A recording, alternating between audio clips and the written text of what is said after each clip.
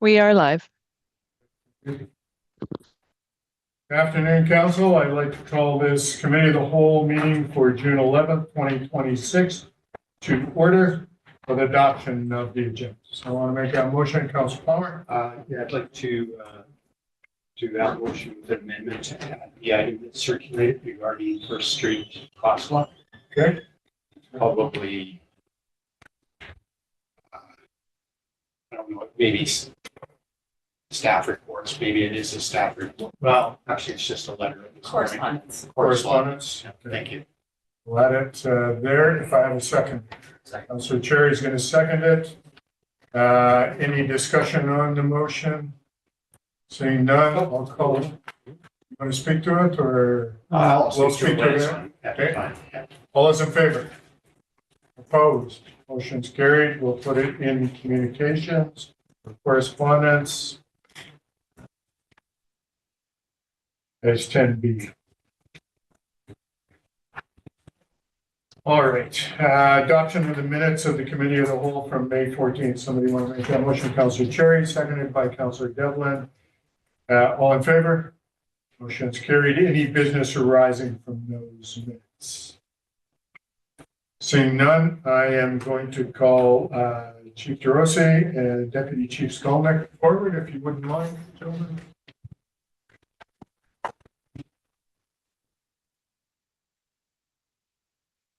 Worship and all council, just wanted to take a moment of your time today to formally introduce Dan Skolnick, our Deputy Fire Chief. He joined us on June 1st. A little bit of Dan's background. He was with the Revelstoke Fire Department as a volunteer firefighter for over 14 years. He took some time off, as well as his time in Mica Dam as the emergency response team captain, aka fire chief of the Mica Dam Fire Department for in excess of 10 years. So Dan is bringing a wealth of information, outside experience, a huge amount of training that we've provided to him, both with Revelstoke Fire Department and moreover with Mica Dam and BC Hydro supporting his education and his development. So I'm very pleased to introduce Dan Skolnick. Welcome, Dan. Thank you very much. Thank you. Your worship, members of council, thanks so much for having me here. You can't imagine the honor that it is imposed upon me, and with the humble humility that I take in, being accounted for this post. It's to be able to be a part of our community was always special, moving here in 2007, but now to be able to fully serve, not just, from that volunteer standpoint, but from an employee, from a servant, from, emergency services, it still gives me goosebumps to think about what I'm in store for next and how I hope to benefit this community. It's really an incredible honor that is not taken lightly, that myself, my family, we all appreciate so much. And I can't wait to see what happens next. Thanks, Dan. Council, any comments or words for Deputy Chief Skolnick? I just want to say congratulations, and I couldn't have gone to a better person. Thank you. Thank you. All right. Dan, thank you. Thank you for taking that on. Thank you, and also no offense to the other applicants. All right. Thanks again and welcome. Thank you very much. Thank you. All right, Council, we are going to go on to presentations, but our guest has not arrived. He's on his way. He's on his way. his He way. was told 1:50 and he is on his way. Okay, all right. So, are you okay with me just going on to staff reports, and we'll do a couple of those while we're waiting.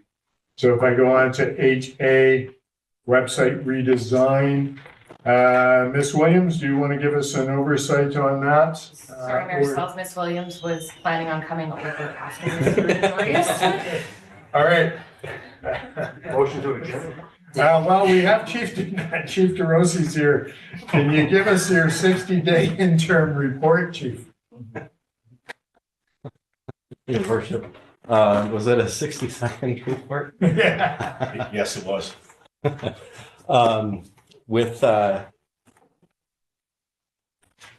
few moments of time, I'll just bring this up on screen. If I can figure this one out. Hopefully it'll work. I do recall I had some issues with it last time I was here, but with any luck. There we go. Awesome. Okay, so your worship and council, just bringing this back, 60-day interim update on the fire and life safety inspection program for the Tier 1 first work plan and the outcome target that we were achieving for 80% by year end. I just wanted to highlight a couple of things for you here. The staff have implemented the Tier 1 first work plan, focused on that inventory validation. That's an important part of it. Measured productivity and the performance tracking. So the progress to date is showing improvements and stable inspection rate of 4.3 inspections per week. So this forecasts us up to approximately 215 inspections by year end, which achieves that 80% target. So we can see the numbers there. Yeah, so the 4.3 inspections per week reflects the actual operating conditions that we're experiencing on the ground, and it includes those protected inspection times to achieve the year-end target of 80%. The weekly output does vary depending on operational considerations and whatever's happening in our world at the same time. It has stabilized and is more consistent. And just as a note, with fire inspector the other day, we're hoping to achieve an additional 25 this month of these Tier 1s. Cumulative inspections are continuing to rise, so we're achieving that throughput. We're anticipating 215 total by the end of the year. The forecast is that we'll be able to achieve that with the capacity that we have. However, it is dependent on protecting that inspection time and assuming that nothing else gets in the way of this. Right. So there's our target, 135 inspections by the end of the year. If you'll recall, there was a Tier 1 estimation of 169 approximate properties that would meet the Tier 1. So 135 is 80% of that. We have achieved 22 Tier 1 inspections so far, with a remaining 113 to go by year end. So just keeping in mind that the numbers feel a little bit low, but these are complex inspections and they take more than an hour or two. Yeah. Our monthly throughput, we started off really strong in January. It had a slowdown into February and March, which is not unexpected with the changes to the inspection program that we've been working through, not only to look at identifying and reclassifying the previous occupancies into the Tier 1. Some that didn't hit it are hitting the Tier 1, so we're adding a few. Some that were anticipated to be Tier 1 are anticipated not to be, so there's a fluctuation of the numbers there. But June has shown a good, strong return of throughput, and we'll see some more fluctuation throughout the year there. So the current throughput is sufficient. However, additional risks include the ongoing Tier 1 validation. That takes a lot of extra work to go through that process. And operational constraints, so that could be staff time, illness, those sorts of things. So those might be our risks to achieving that 80%. And maintaining that protected inspection time. I know the business licensing, new occupancies and new businesses coming online also take some of that time, so it depends on that volume as well. And just sustaining a disciplined Tier 1 prioritization approach. That's my report. If council has any questions, happy to. Council, any questions for Chief Joseph? Councilor Palmer? Thank you, Mayor Schultz. Thank you, Chief. I certainly appreciate the update. Looks like we're making progress. So good. Thank you. Yes. Curious, just globally, without identifying the inspections of those Tier 1 inspections you've done to date, since it was sort of highlighted earlier this year, generally is our staff generally satisfied with what they're seeing? Like, are they in generally good shape, or is there concerns that are getting flagged? And I guess a secondary part of that, I anticipate some of the uncertainty is if you get into something that's needs more follow-up, that could take a lot longer, and those are unknowns, I think. Sure. Through your worship to Councillor Palmer, certainly the numbers, I don't have fine detailed numbers down to that focus on exactly how many or what the deficiencies are. So there are some, and I just wanted to bring up the breakdown of the occupancy classifications because I thought that might be a question. I need to get this ready. So the tier 1 breakdown: apartments, multi-units, congregate residential, hotels, motels, transient lodges, restaurants, pubs, other gathering places, and healthcare and vulnerable occupants, childcare, daycare.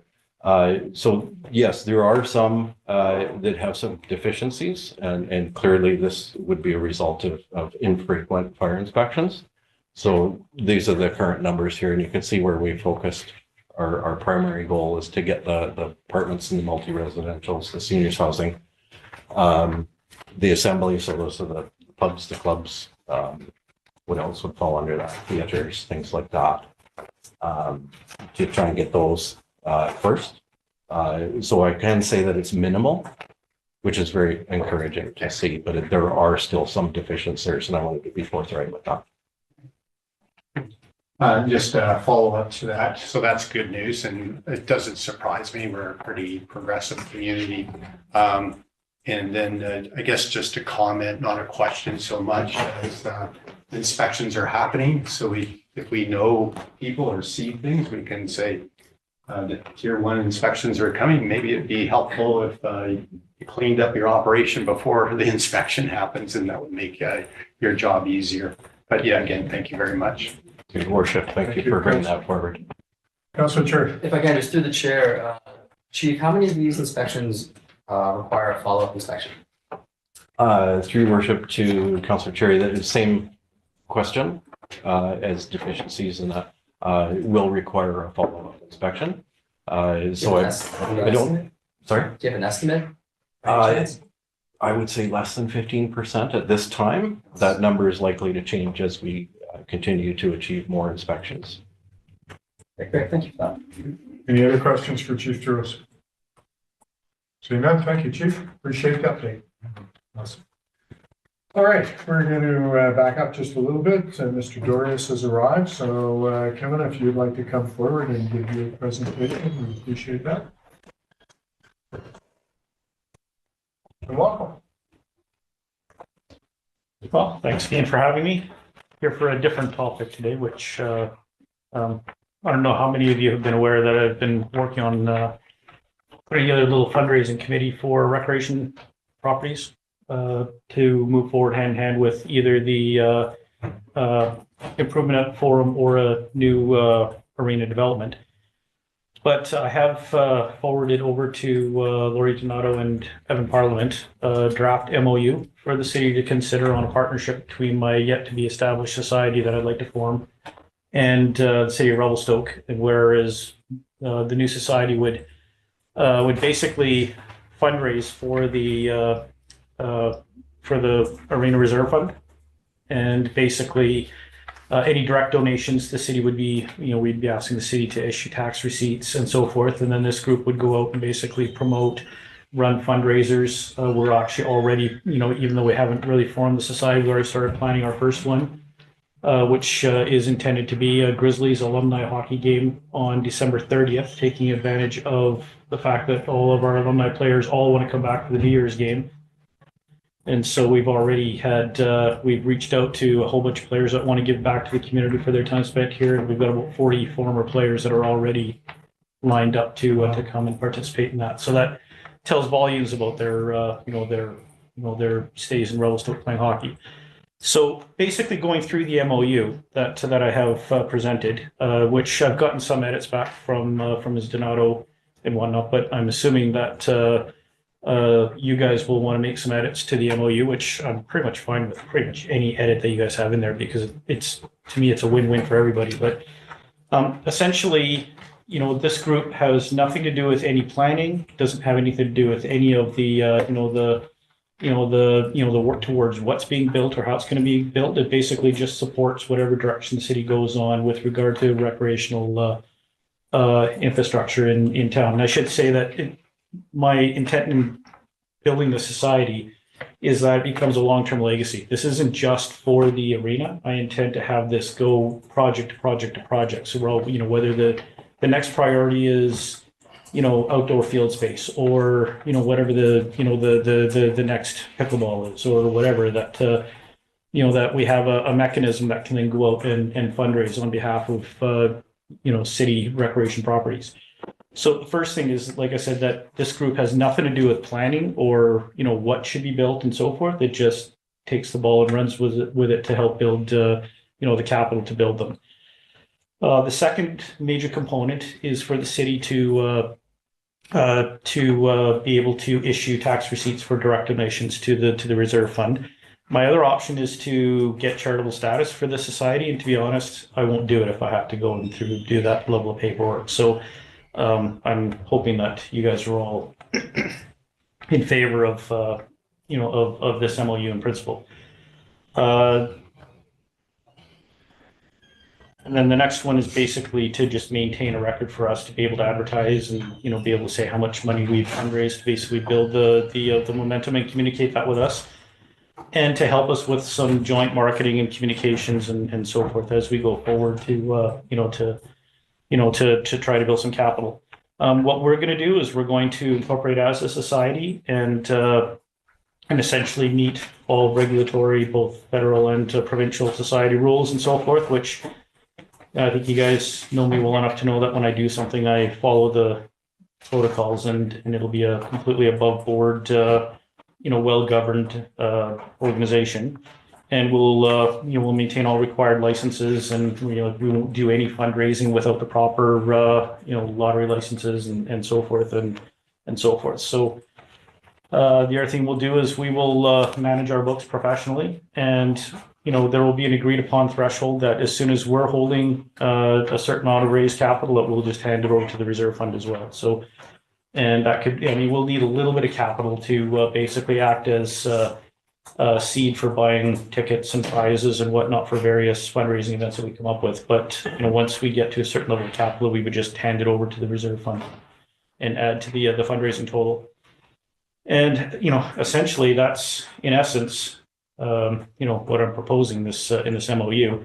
Like I said, I'm open to any changes to the wording of the MOU that the city will need to be on board with it, and then basically we'll just get to work and start building some momentum towards whatever direction we end up going with the Rosslip Forum as our first targeted project.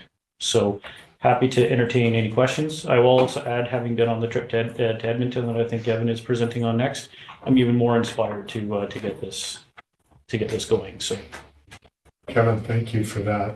It's exciting news. I had no idea you were working on that sort of thing, but you'd be amazed at the stuff I'm working on. I can see that from your hairstyle, you're a busy man. And I'm getting close to that. But anyway, appreciate what you're doing. Council, any questions for Mr. Doris? Councilor Chair? Let Dave Morris go first. Oh, More of a Councilor comment. Turner, sorry, I didn't see your hand go up. Yeah, no, that's okay. I think it was simultaneous. Question. Thank you so much for taking the initiative and for this. Just wondering if you have any projections on how much we could potentially fundraise. Since it's sort of gotten out a little bit that I'm going to be doing this, I've actually had some people already reach out to to when and how they can donate, and I have goals that I think that if we really put our heads down, I'm putting together a pretty all-star list of committee members, which I can tell you the ones that I have confirmed to be joining me so far. But I also have a list that I'm not going to say names of people who have told me that they're ready to line up. But my goal is that we, in the next 2 years, we build $2 to $5 million for the reserve fund through these efforts. It'd be amazing. Thank you. Great. Councilor Chair? Yeah, appreciate everything you're doing, Kev. Well, representing the community at the Federal Coalition of Municipalities, I did get some information for you from Global Philanthropic as well as DCNG Philanthropic. Both vice presidents were there. I had a pretty intense conversation with both of them. I've got their contact info that would love to help as well. I'm just going to pass these on to you. Perfect. Just if there's any way that they can help. Yep. They would love to. Anyone else? Councillor Palmer, Councillor Miller. Thank you, Mayor Zolls. Thank you. Interesting, exciting to do that. And certainly there is mechanisms that the city can provide essentially as tax receipts. There's additional help with that. Question. So if we're going to have a lot of excitement with this alumni fundraising, do we need a bigger arena first? So it's kind of a chicken and the egg question, isn't it? So that's, anyway, yeah, just thank you very much for the work. I've seen one of the, from my preferred term, multiplex. One of the missing components is that strong championship in the community. And so this might fill that, what I see as a void. So thank you very much for that. That's also one of the intents, is that it will build momentum and community favor, and also when it comes time to to be seeking out federal and provincial capital grants, this is community skin in the game that we can and support that we can tackle onto our case. Right. Thank you. Councillor Lemon. Yeah, thank you, Mayor Stolz. Thanks for the presentation, Kevin. Yeah, I think that getting started on this is great. I think, from council's perspective, would have been better, 8 years ago or something like that when we started this process. But what I want to focus on is the multi-purpose facility committee. You're on the committee there.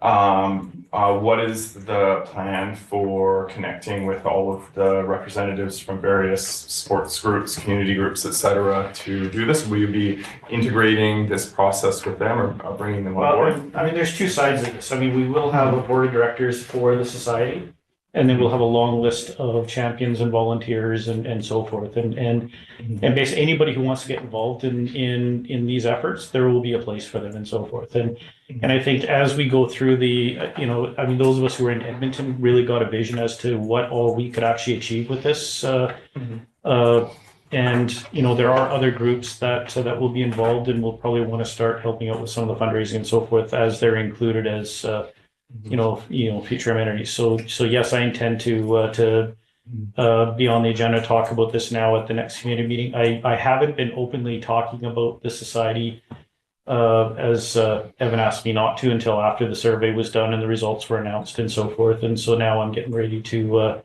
to launch and basically, I have been talking openly, but I haven't been keeping it a secret either. So Okay.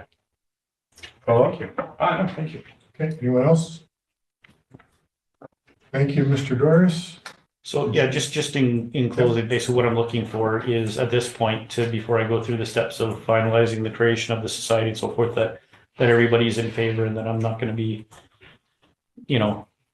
like I'm putting my personal money as the first donation into this whole thing, into getting the governance set up and so forth, and I'll be seeding it with a personal cash donation as well to basically get us some seed capital for our first fundraising efforts as well and whatnot. So that amount would have been bigger before what happened with my daughter last week, but now supporting that. So Councillor Palmer, Councillor I'm going to Cherry. beat you to it. Go ahead.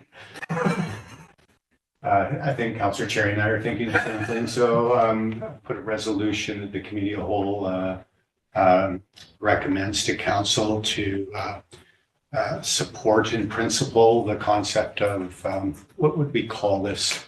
the official name that I have got, because I've already gone through the name search part of it, but it's the Relswick Recreation Facilities Legacy Society. Okay. Okay. Second. And seconded by Councillor Cherry. Any Come further up with a cooler name. Any further discussion on support for this going to council? If Obviously, it'd be great to see the MOU, when this gets presented to council along with it. That's my, only requirements. Okay, perfect. Yeah, and I'll speak to it as well. You know, often we have sort of hesitation of motions on the fly, quite often for me. But this is a subject that's been out there, and I think that missing component. So I think this is a good thing. And being in principle, it's not binding at this point, but it's certainly heading the path in that direction. All right, I'm going to call a question. All those in favor? Opposed? No, motion's carried unanimously. Thank you very much, Mr. everyone. Doris. Thank you. We'll go to town on this. All right, we are going to move on to staff reports, 8A website redesign. Ms. Williams is in the room, so come on up and share the school website.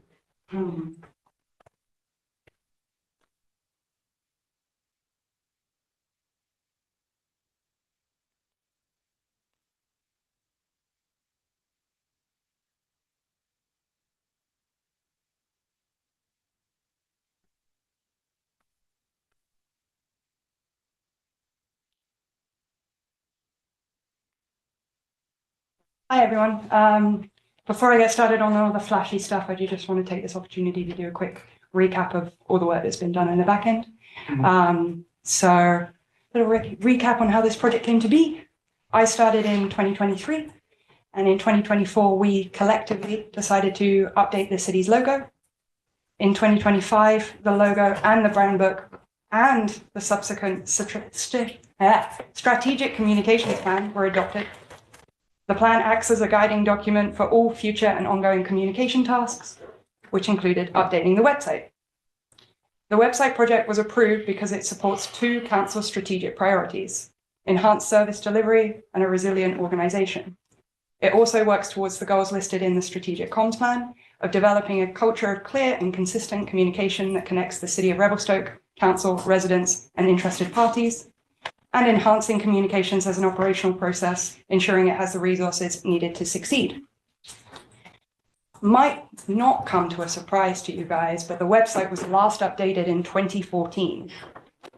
In that time, it has not had a sole website manager, which led to the back end becoming inefficient. This directly impacted the front end user experience. Excuse the gaming reference here, but I am a bit of a gaming nerd. But this project needed a combo attack. The website needed a functioning, efficient back-end platform, and it needed a user-friendly, mobile-responsive design lift for front-end users. In brief, tasks to improve the efficiency of the back-end system included a full review, a comparison review of other municipal websites, gutting the back end of all outdated, unlinked and draft items and renaming files to improve search bar functionality, adding descriptions, keywords, and top search terms for improved searchability and accessibility, swapping PDF documents with live text where possible, creating regular reports of website data, and creating standard operating procedures for minor website tasks and training staff accordingly. Now we get to the bit that you're actually interested in, the front end bit. I'm very excited to say that the front end of the website went live on Wednesday, June 3rd. I have a question on the back Sure. end, very briefly. Yeah. How many hamsters are running that many? I like back end stuff too. What resources went into that? Did we use consultants? Was it staff? Was it you? I'm just kind of curious to put all that, because that was a pretty big list of stuff. Councillor Palmer, through the chair. It was, and that was the condensed list to save you guys. Primarily, it was my time. And I think that sort of reiterates the benefit of your guys' decision to have an in-house communications coordinator.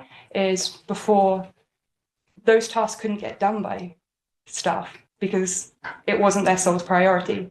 Having somebody in that role enables a person to take full management of that and therefore dedicate staff time to being able to do that. With the standard operating procedures. I don't want to get too into operations here. But so the day after the website launch, I trained front-facing clerks on minor website updates. So hopefully now empowering staff to be able to go and make those minor website changes themselves, including things in the back end. Mayor Souls, I kind of suspected that was the answer, and I just would like to say well done, congratulations, because it's a big deal to have that resource, so that even if we didn't have all the wonderful stuff we're going to see right now, that it was a massive improvement for what existed from 2014. Thank you. Thank you. Appreciate that. Anybody else? You can carry on. I was gonna make a comment about me having to walk by a few times with the fire extinguisher in hand and see if you can get it done.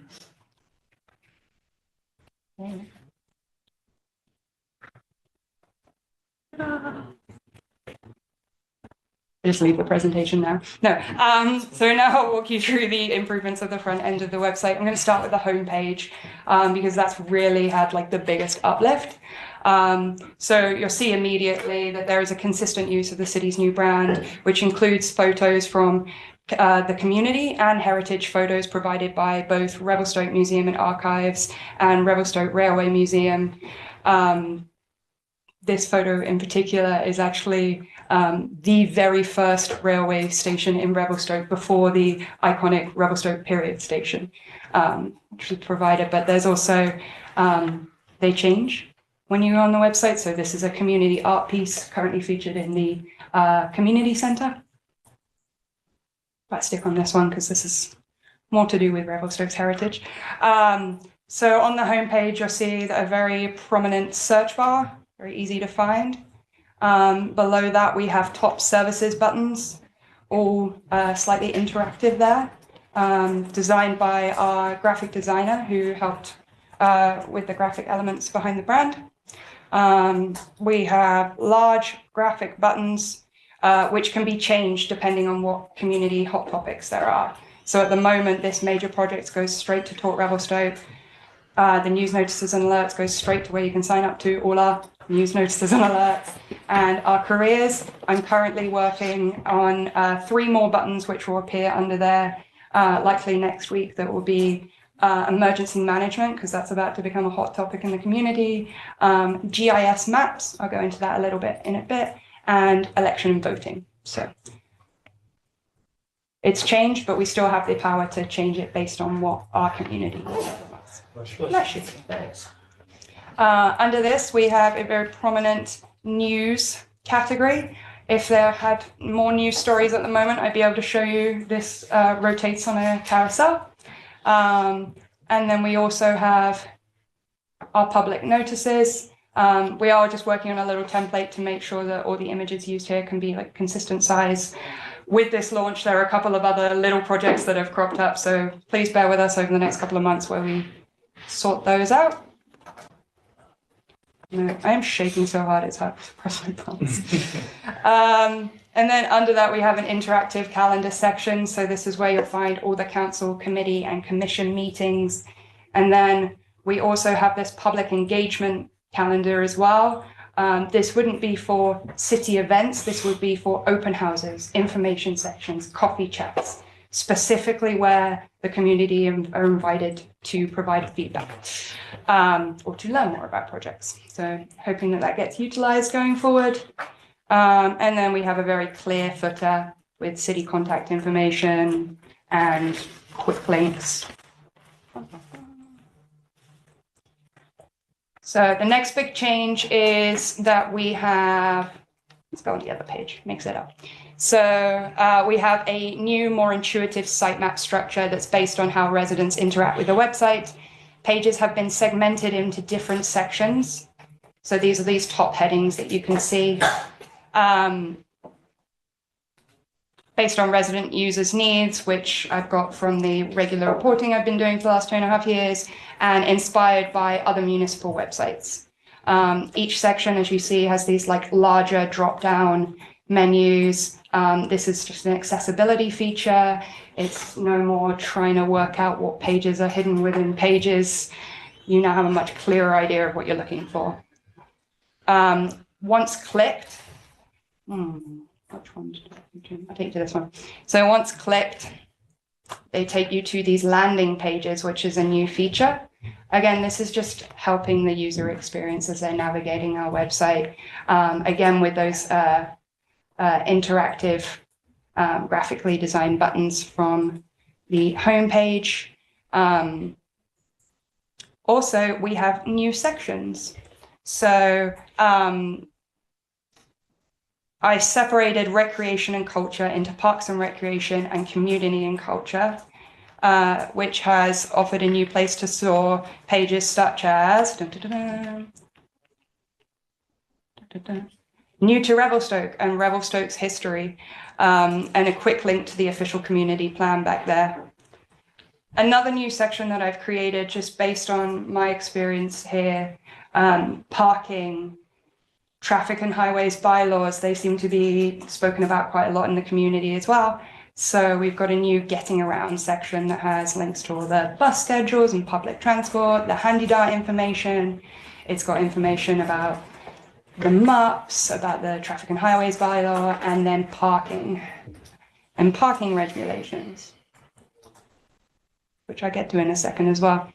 So the other big change that I've got here is that for all internal pages now, the search bar sits at the top. So people, wherever they are on the website, can always use the search function. The get in touch bar is prominent on each page.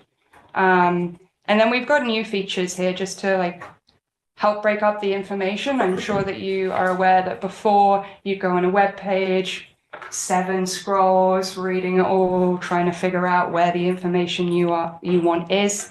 So now 2026 is here, and we have drop-down features containing all the same information as before, but just making that user experience much better. And then the most exciting upgrade, I think, of the website is that we now have interactive embedded maps created by our GIS team. So they've been created in-house. The team already had these, and I've worked together with them to be able to bring them forward to residents and you guys, not in the form of a scanned PDF, but in the form of an interactive map. So interactive maps on the website now include the cemetery plot map, a recreation facilities map, an off-leash dog walking map, including dog waste bins, a parking zone map, a trails and maps map, and there are many more to come. I'm currently working with the GIS team to convert some of our development services maps. We've got things like the public art.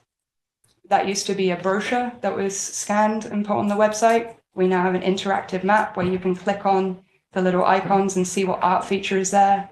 If you want to know more information, you can click this. It actually goes to the Tourism Revelstoke's information pages about the art galleries. So a little bit of cross collaboration there. And then the final thing to show you guys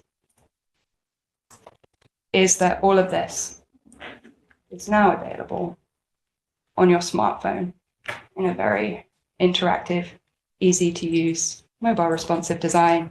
And that's improving access from all smartphones. This was a key requirement that I asked of Civic Plus because from the data, I can see that most of the resident users are actually using their website on their phones. You can see that the whole website adopts the style detailed in the brand book while meeting the website objectives listed in the strategic communications plan.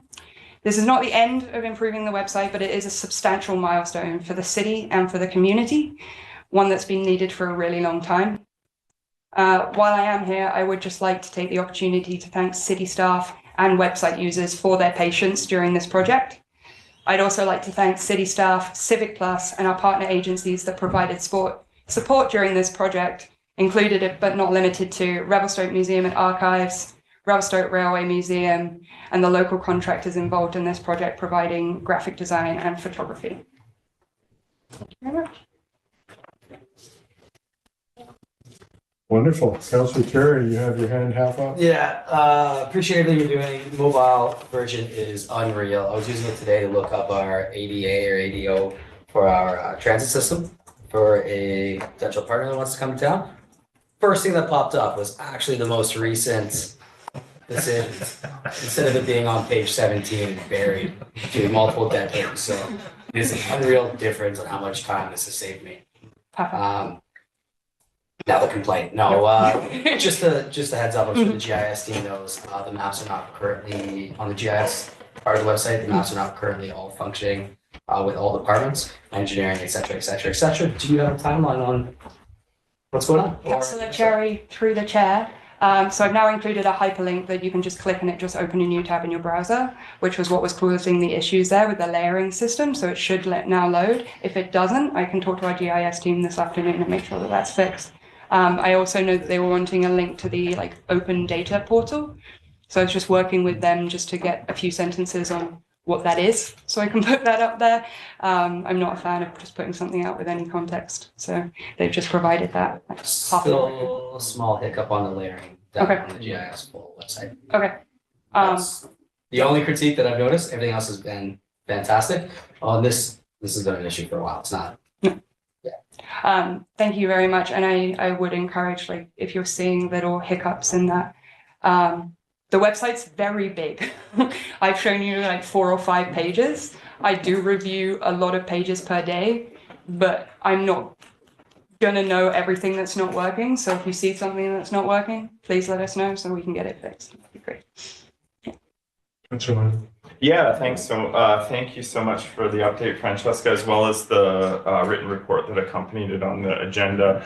That report itemized all of the pages that you archived and sorted out and cleaned up and stuff. And yeah, that, in early discussions of this, that was identified as a huge issue because it was not functional in the sense that it did not prioritize results and you never know what you're looking at. And even myself, who's followed along sequentially city stuff, you'd look at it and go, when was this? Is this the most recent one, et cetera? So that is really great to have those sort of coded and put organized in a way that to restore functionality that was intended. I have a question and a couple questions, unrelated. The first one is, through this process, one of the things I know we talked about in early stages was, trying to understand what people are actually coming to do there, what they're looking for, also understanding what they're looking for and not finding. As you can tell from the search, they're there for 20 minutes looking for this term and they never get to where it is. So you can see that was a failure. And then they wind up at City Hall or on the phone or on the email, taking up staff time, trying to do something that they could have just found out in the first place. So what did you learn through that process, and how have we improved the service to users, saving us time, money, staff time, and headaches, et cetera? Can you just in general fill us in a little bit about that process? Councillor Orlando, through the chair. Thank you for referencing the indexing. There are some big numbers in there that I just didn't want to bore anybody with, but if anybody's interested in the discussion paper. So one of the features I can do on the back end of the website is do a search bar report. So I can see what people are searching. And so what I do is I take those keywords and then I find the pages that have the information on and basically code the page to appear with that word. These things take a little bit of time for the system to learn. But I think that has greatly improved the search bar. That and we have a different naming convention. So I work with Civic Plus to understand the best naming convention for utilizing our search bar. And so that's been part of the process. I don't know whether to go into the weeds about the webmaster. No, but that's been part of the process. And so I'm hoping that with the new sitemap layout and the way it's been built now, with the tab at the top and information being more prominent, that people will start to search internally at the website. One of the difficulties that I find is because it hasn't been a tool that people have trusted, people go to Google, type City of Revelstoke and then the document they're looking for, click it, they're on the website for about 5 seconds, leave. that data doesn't tell me anything about the user journey. So I'm hoping that after months, and it might take a couple of years, for people to really trust this website and start navigating it internally within it, that's going to really help me have the data I need to improve the user journey. So we've made a big step towards improving it, but there's still a lot more that we can go forward with, hopefully. Thank you so much. I really, really do appreciate that. And Mayor Sulls, if I may just follow up on a comment, like, yeah, that was me searching externally, you know, for it, hoping, knowing that the challenge of the internal search is there. That would be great. One thing I wanted to ask, and I might heads up to Mr. Gyps, because it might be crossover as well, the question. We had a discussion earlier about the complaints, the C-Click Fix complaints function. And I know that's just a small component of the whole thing, but it is something that gets attention here. And I'm wondering if there's any update on that sort of add-on that is, you know, we've been using for years now, on how we're going to proceed with that system. Thank you for that. A couple pieces to it. So as we've previously discussed, there is the intention for development services to be switching over to a new software platform. We're in the process of onboarding onto that platform. Very far along. We are aiming for public launch of it by end of the year. At this point, we'll be looking to, I will be bringing forward further information for council at a later date, detailing how this transition is going to look like, but we will be transitioning away from C-Click Fix into our new software, which will then get integrated into William's wonderful job on the new website here. At this point, we are still utilizing the C-Click Fix platform that is accessible through our website. The intention when we do transition to this new software is it'll be in many ways a seamless transition where you'll still be clicking on a link on the website. It'll simple place on the website itself where you'll be able to click on it. It'll be located on numerous different pages, everything from the home page, is my understanding, through to development services pages, bylaw services pages. That'll break down where you're able to submit their building permits, whether it's licensing or if it's a complaint from the members of the public. Excellent. Great. Thanks so much. I know you've updated us on that in the past, but it's great to hear. It's one of those things where people are they don't like the current system. They're a bit confused about the technology. I think is getting kind of long in the tooth. It's crashy, and you know, it's time to move on to something new. So that's fantastic to hear. And just final follow up is, it's great to hear. I know this has been something that's really important to me, and I would just say this is not just a website thing. This is dollars and staff time and hours and providing better service to the community. This has been long overdue, and it's great to see. You showed me some things I hadn't seen before. I've spent a little bit of time on there, but I've noticed the increase in functionality, and it's just a great step forward, and I think it's served us very well. And I'd like to thank you very much for all the effort you put in. I know it's hard, you know, the public facing components of these processes can be hard, but thanks for soldiering through, and it's great to see the results. So thank you. Anyone else have a comment or question for Ms. Williams? I just have a question, a technical question. So it's a question I could ask my tech assistant next to me, but the phone. So how do I get to that wonderful thing that Councillor Cherry, is it an app? Do I go to the website, or do I ask Google how to get there? It's just a mobile version of the website. Mobile version. So I just go to revelstoke.ca on my phone. Okay. He was talking about this map that, sorry. No, I'm talking about the wonderful stuff, not the negative stuff. Just how to get to that on my phone. So just go revelstoke.ca. Councillor Palmer through the chair. So the website is cross-platform, wherever you access now. It's the same website link, whether you look at it on your phone or on a PC. It's going to look slightly different.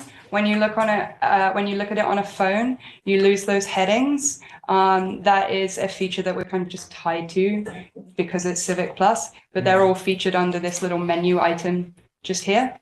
Okay. On your phone. Good. You don't need an app. You just need a web browser. Good. An app might be 2040. Councillor Stegner, do you have a question? No, I'll reserve my comment for now. Okay, so my question is, how did you get that image of Councillor Cherry, the fourth guy over in that first. Ah. Yeah, there we go. Yeah. I could not grow a mustache like that if I tried. You get them stick on ones. It's fine. All right, thank you, Ms. Williams. I appreciate your time Thank and you. your effort. Congratulations on your work. We Thank very you all much for your appreciate it. support through this. It's been amazing. All right, we are going to move on to 8C, Greater Edmonton Arena Tour, Mr. CAO. I gotta turn my phone on here, download my app.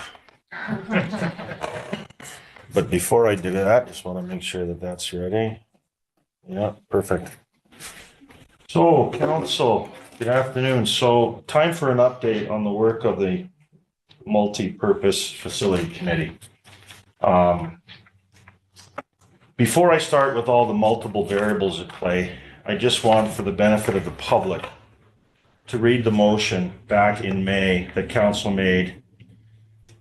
Moved by Councillor Cherry, seconded by Councillor Lucial, that staff be authorized to proceed with assent voting, a referendum, to obtain elector approval for loan authorization bylaw to finance the construction of a multi-purpose facility, and that administration be authorized to include the assent voting question on the ballot for the October 17th, 2026 general local election, and that the required loan authorization bylaw and assent voting process be prepared in accordance with the Community Charter, Local Government Act, and applicable election legislation.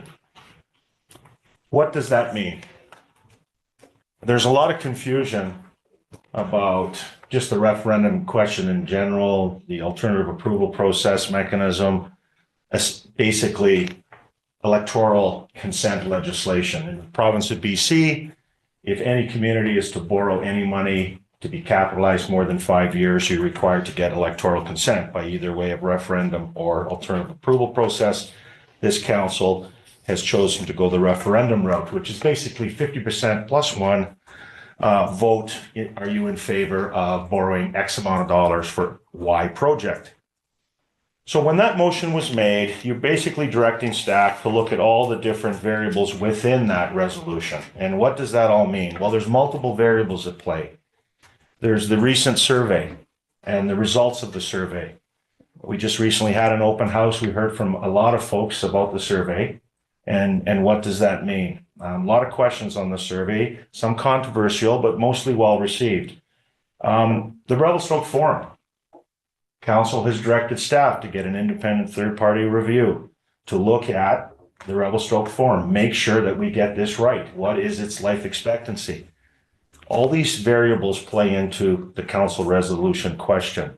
Site location. We currently are looking at 4 sites. It's been suggested we add a 5th site. The Multi-Purpose Facility Committee will be meeting, and they're going to meet to discuss only site selection. We're hoping to narrow it down to 2 to 3 sites. That's a big question. A lot of the folks in the community are asking me, where is this going? Another variable at play is pricing. What do these facilities cost? We look at the economy. We look at other priorities that the city have. Capacity. Do we need a second crossing before we need a rec center? Do we need other facilities before we need a rec center? Do we need to expand hard infrastructure? These are tough questions for council. And even though the motion was to direct staff to look at this potential, staff take that resolution seriously, and we have to do the following to make sure that you are in the best position to make an informed decision on largely the biggest capital expenditure you'll ever be part of during this term or the next term of council for sure. So let's get to the how. I already talked about a third-party independent peer review looking at the Revelstoke Forum. We heard loud and clear from the public, we need to have another look at the Revelstoke Forum. And what does that mean? The report is in. The report will be shared at the end of the month. Staff are vetting it. We're very pleased with the report on what it's come in at. But again, that will be shared, and I'll reserve comment on that. But that is a directive that council gave staff to do based on the input of the public. The public were very clear that we got to make sure that we look at the Revelstoke Forum, its longevity, its end of life, its potential, et cetera, et cetera. And that report will be shared at the next council meeting, I believe on June 23rd, correct? Thank you. Site location, I talked briefly, the committee will be meeting, hopefully narrowed it down to 2 or 3. The survey results, taking a deeper dive into the survey. Yes, there were certain figures shared with council and the public, result of the survey. Less than 1,600 responses. We heard there was a strong mandate to get on with it and build, but we certainly don't know size and scope of that facility. That leaves the last 2 items, and these are the big ones: cost certainty and project delivery models. Now, I'm not talking about funding models like who's going to help contribute to this facility when I talk about project delivery models. Project delivery models, for the benefit of the public, are a traditional method, which is basically design, bid, build. So you design a building, you hire an architect, you go to tender, you offer a contract to a contractor to build it, and that traditional project delivery method basically yields you a facility at X amount of money. What does that mean? You start with an RFP, you go to the marketplace, you invite qualified proponents to come forward, they design it, they issue another tender for a contract, contractor takes the job, and you go ahead and build it. The other method that's gaining a lot of traction is design build. That doesn't mean you don't bid. That doesn't mean you don't go through procurement. What it basically means is you go to the marketplace and you work with the qualified proponent to simply design it and build it, and ideally at a fixed price, a lump sum. Now, these project delivery models are seeing more and more traction in the municipal world across the Rockies in both provinces. We're seeing less and less design bid build, and we're seeing more and more design build just because of cost escalation. The world has changed since COVID. We are seeing exceptional cost escalation under the traditional project delivery model of a design bid build, because you have delays, you have change orders, you have uncertainties, and you just simply have cost escalation. You're seeing more and more communities going to a fixed price design build. Now, I'll get into that a little bit later when I show some photos of what we saw in Edmonton. So for me, the primary reason to head to Edmonton to see 8 facilities over 2 days, inviting members of the committee, members of council, members at large, were to look at cost certainty, different project delivery models, and also funding options, learning from other municipalities how they secured funding to pay for these things.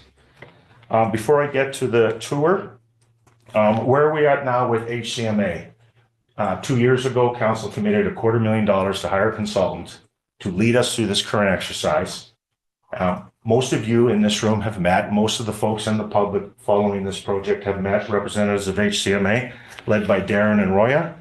HCMA has guided us through an extensive survey process and has guided us through an extensive public consultation process with the committee. We have spent hours and hours looking at site location, looking at pricing under both the traditional model of design bid build and also potential design build models, etc.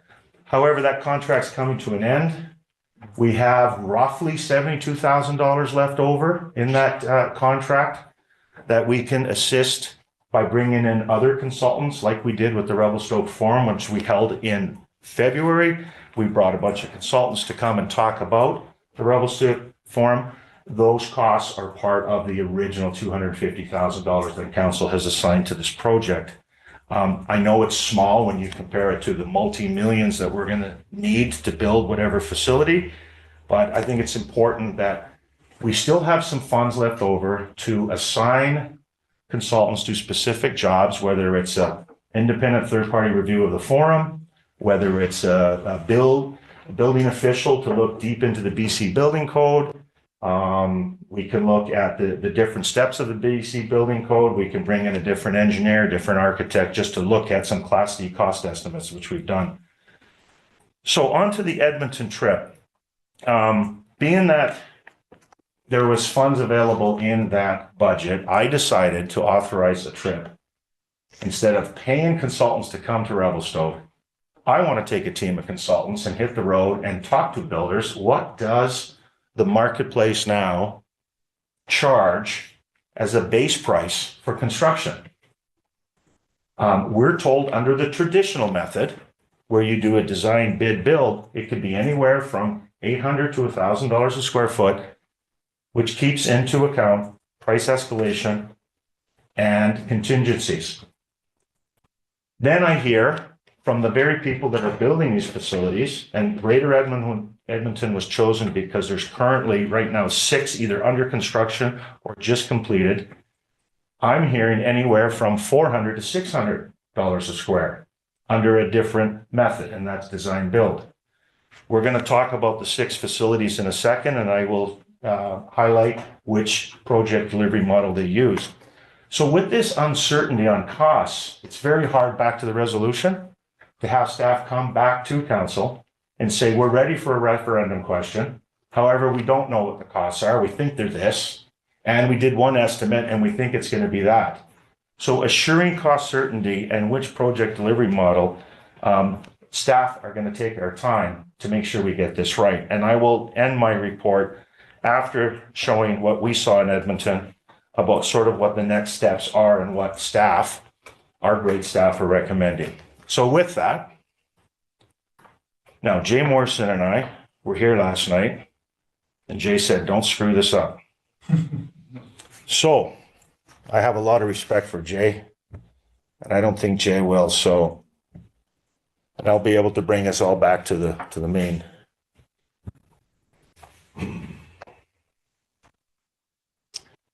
Okay, here we go. 4060.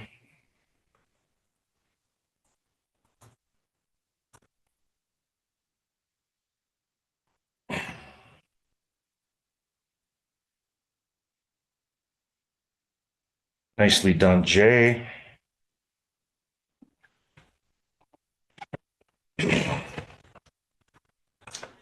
Okay. Let's start quickly. I'm only going to spend no more than 3-4 minutes per. This was our team minus Councillor Cherry and myself, and also who we're missing. We are missing one more. Mr. Perron.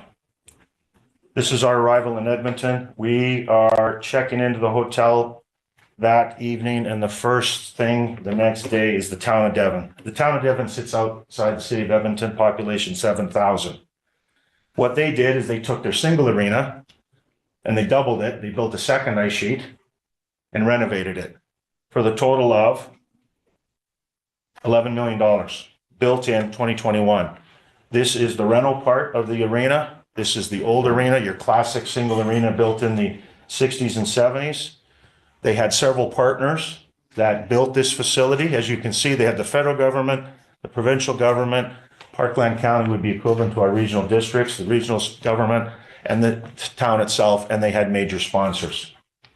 They built this new facility with an emphasis on hockey-friendly amenities like increased space in the players area box, better, of course, way better, and very sophisticated locker facilities for the not just the junior team, but also their hockey academy and minor hockey. This is their signature dressing room. Just gives you an idea of what new construction looks like. So that's the logo of their hockey academy. Their hockey academy charges top dollar for kids to play hockey, attend school in Devon, and participate in this arena. And the Hockey Academy helps contribute to any future facility. In Revelstoke, it would be ideal to have, in addition to the Grizzlies, a Hockey Academy program where kids can come to Revelstoke from all over the world, go to school here, and participate in academy. They charge anywhere from $20,000 to $40,000 per kid per year. And those hockey academies are revenue generators. And what they do is they partner with municipalities and say, let us help with your improvements. Let us help with your expansion. These are some of the rooms that we looked at within the Hockey Academy: office space, coach's room, video room. That gives you another idea of their Hockey Academy dressing room. The high school, I think this is the facility where the high school assisted, or was that Black Falls? I don't remember. On the wood paneling High on the school, dressing yeah, room. high school did this Was one. that this was the local high school that did the woodwork? So it's an example. The reason I did take this picture is just to illustrate the involvement of the local high school. I just forget which facility it was. It had so many. That's their sort of designated space, the hockey academy designate, paid for by them with their bikes, only for them, hockey academy kids. These kids are anywhere from 14 to 16 years old, very young. Again, the hockey academy viewing room. I emphasize this because this improvement was paid for by the hockey academy. Gives you another idea of the different viewpoints of the facility. Again, you're still in the hockey academy room looking outside to the rink. I think you get the idea. There's a team room, a coaching room, and then they've got an alumni board of all the kids that have played hockey in Devon. I thought this was really cool. They show some pride that have gone through that program, that have been drafted by the NHL. Universal washrooms. This is another thing that town of Devon shared with us. The old days of traditional washrooms are done. These are extra costs, and it's just the way it is right now. That's the way the world is. You know, universal washrooms are almost mandatory. And we had a very lengthy discussion on the costs of these. Of course, you have to design that in your facility. You can see the extra space on the mezzanine area. This is sort of standing room only, and you can walk around the facility to the end. You can't walk around all of it because this is their primary facility. Only 400 seats. Their old arena's next door, but they've got way more room upstairs. This just gives you an idea of what $11 million looks like when you take a single arena and build a dual arena. Some of the improvements, the fan experience. So if you're standing, you actually got a mini table overseeing the new facility. Gives you an idea. This is a design bid build, and it was done in 2021 for the price tag of $11 million. That's it for their seating. Their other arena, the old arena, it's a players only facility, meaning it's very, very limited facility in terms of seating arrangements. Whereas this side, I figured to see way more seats on the other side. It's just one side seating. Again, it's a town of 7,000. This is the corner of the mezzanine area. This is an improvement they made, just all about public space gathering, et cetera, et cetera. And last but not least, solar paneling. So they did the renovation, they got a grant, and they put the panels up there. The return on investment is not 5 years, it's more like 20 years. So their advice to us, don't get too excited about solar paneling, but it's the right thing to do. It's green energy. They do see a small return, but it's not 5 years. A lot of people think it's a lot longer than that. We had a good look at that, and some of the delegates decided they wanted to actually go up there and have a better look, and went right to the top. Okay. If you don't mind me jumping in Yeah, here for a and second. that's the team from Devon. One of the questions that we asked everybody on the tour, whether it be the municipality, the builders, the teams that were operating, was if you could do it all over again, what would you do differently? This arena has a lot of drywall, and they have a lot of drywall repairs monthly. So their big suggestion was don't put any drywall in your facility. It doesn't matter where it is, it will get destroyed.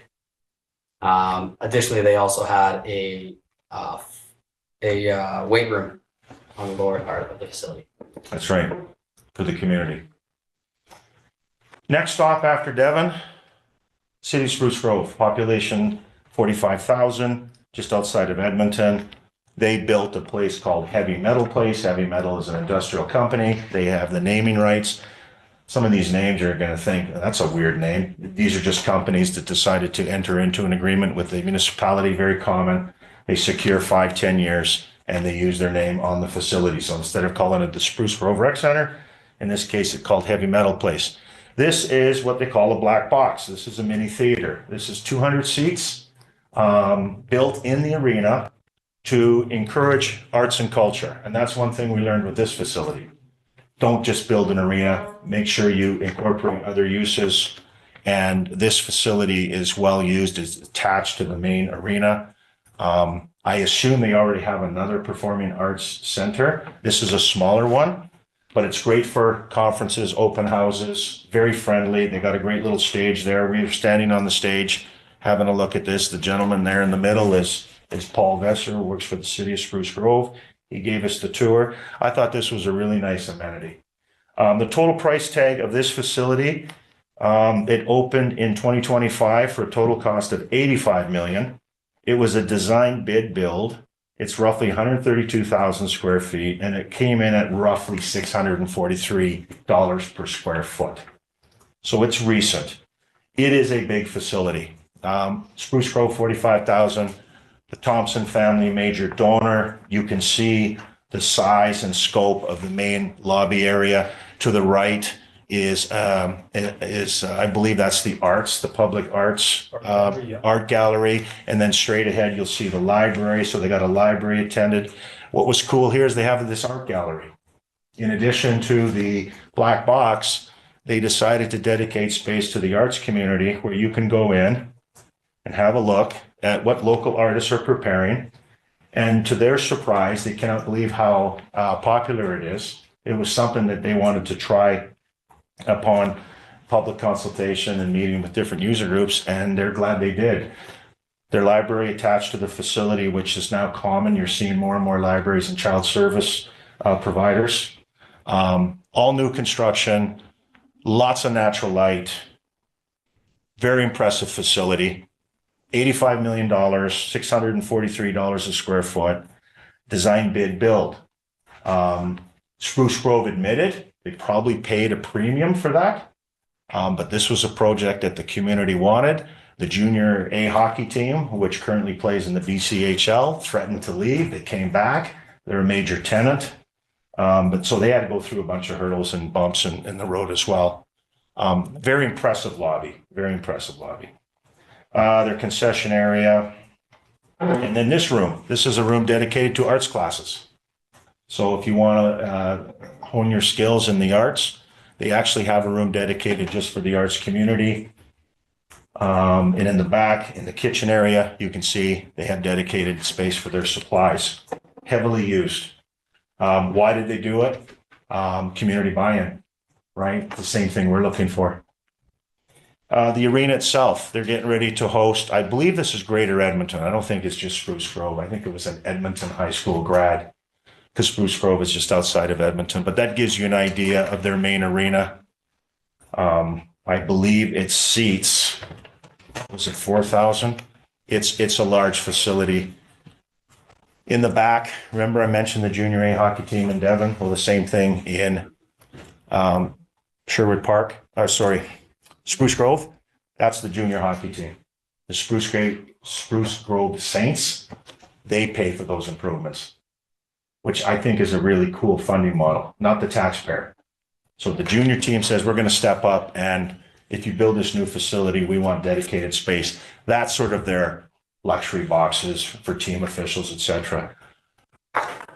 Gives you an idea of the facility. You'll see some advertising. That's a better picture. That's called bowl seating. It goes 360 around. A little larger than what we'd be looking at. But they're junior A hockey as well, sorry. There's also the walking track around the entire facility. Yeah, up here, up in the top mezzanine.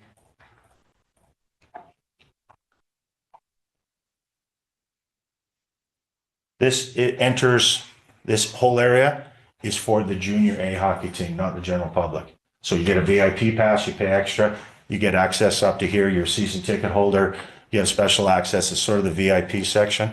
Again, everything you see here, paid for by the hockey club. The improvements, not the taxpayer. I thought that was very interesting. Mm-hmm. And then that's our group photo standing outside the Black Box Theater. So you come in the main entrance, right to the right is the theater, and then just beyond that is your art gallery, and then straight ahead is your library, and then to the left are the two arenas. I was just going to mention, if I can, this was a two-arena facility. The other arena was spectator on one side, just a couple benches, funded mostly by, I believe it was Community Futures and that. Sponsored, not funded. Yeah, sponsored, yeah. Gotcha. Okay, in Spruce Grove, we had a little bit of extra time, and they said, well, why don't you go check out the Border Paving Center? Border Paving Center. There you go. So we're going to talk to Terrace in Revelstoke, where they built a field house, but it's strictly for gymnastics. Now, this is an amazing story. The massive size and scope of this facility. Gymnastics has got a waiting list in Spruce Grove. Gymnastics is very strong here in Revelstoke. This is a municipal facility. We have limited information on this. This was a last minute tour because we had some time, so we threw it in there. It's 33,000 square feet, roughly $450 a square. I think it was built 10, 12 years ago. When we were in it, it wasn't terribly busy, but it is a massive facility. And they tell us they have a waiting list. And don't forget your gymnastics club was their message to us. This is in the same community that we just saw heavy metal place in Spruce Grove. I was so impressed with just the commitment from the municipality. I have no idea what that equipment costs, but that can't be cheap. But they are completely focused on gymnastics, and they have viewing areas all around. In addition to gymnastics, they got a fitness center upstairs, they got community space, they got meeting rooms, etc. This gal was sort of the founding, here she comes. Whoops. Oh, there's a delay on my phone. The gal that gave us the tour was one of the founding members who put this whole project together. There she is. And she was gracious at last minute just to give us a tour. This facility was built with a builder that we did talk to, Jen Call. Jen Call was at Silga. I met Jen Call at Silga. Jen Call's doing facilities all over. This facility back in the day was also a design bid build facility. Okay, on to the next one. Stony Plain. Now, Stony Plain, town of Stony Plain, although it has a city population, 18,000 people. They built a field house, 6-sheet curling rink. They also built a design bid build, and that's their breakdown of the costs of the total project. This project's under construction, so this is about as close as you're going to get to real fixed costs. This facility is at $427 a square foot. Beautiful facility, all kinds of different users. This is how the funding structure looked like. In Alberta, they call it offsite levies. In BC, we call it DCCs. We don't have that ability, but we have ACC legislation now. Parkland County contributed to it. Curling Club and financing, debenture debt financing. That's how they came up with the 41 million. And then they also detailed a breakdown of all the construction costs. So here is furniture, etc., 738,000, public art, project management, contingency. You get the idea. The construction costs just under 37 million. Oh, they shared us with operating costs too. People have asked, what do these new facilities cost operating? It's not just capital. Great question. Well, in this case, they're projecting 600,000 in revenue and roughly 800,000 in expenditure, a net of 200,000 per year. Not bad for that size of facility. That's the inside of the curling rink under construction. 6 sheets. Same. What I liked about this tour is it's what we call Class A. It's like cost today, right now.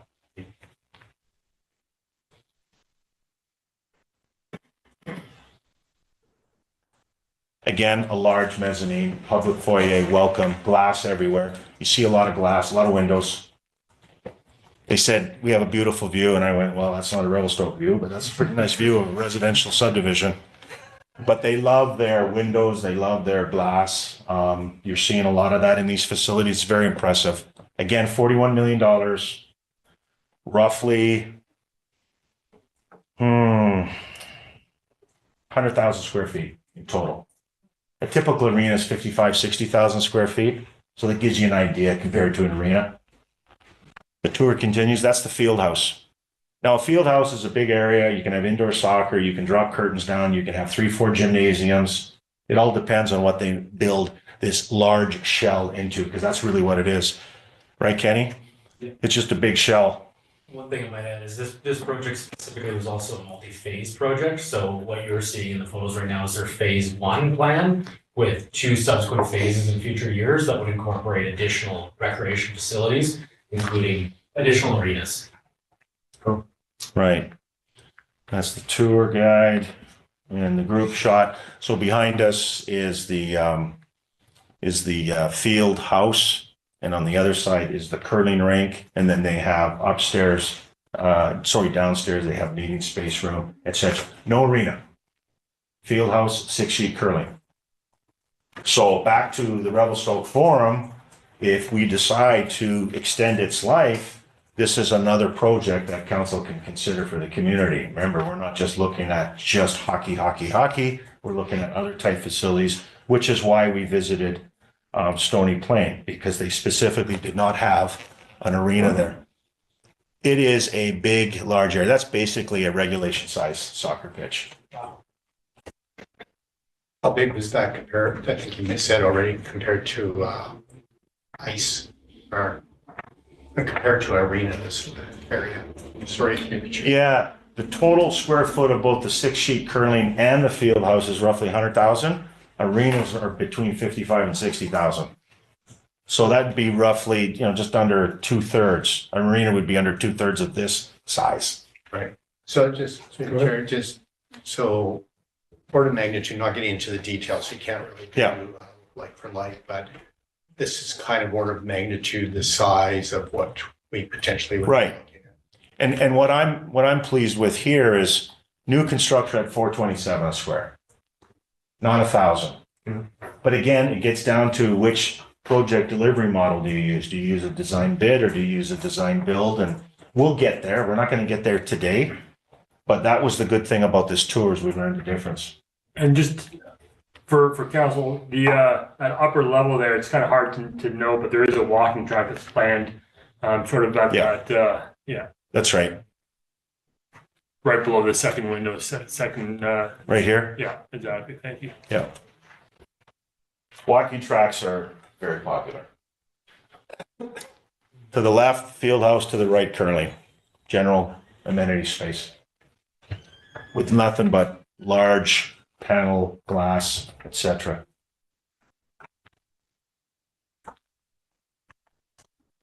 All right, moving on. Let's talk about Black Falls. Black Falls is a community of 12,000 people situated halfway between Edmonton and Calgary on Highway 2.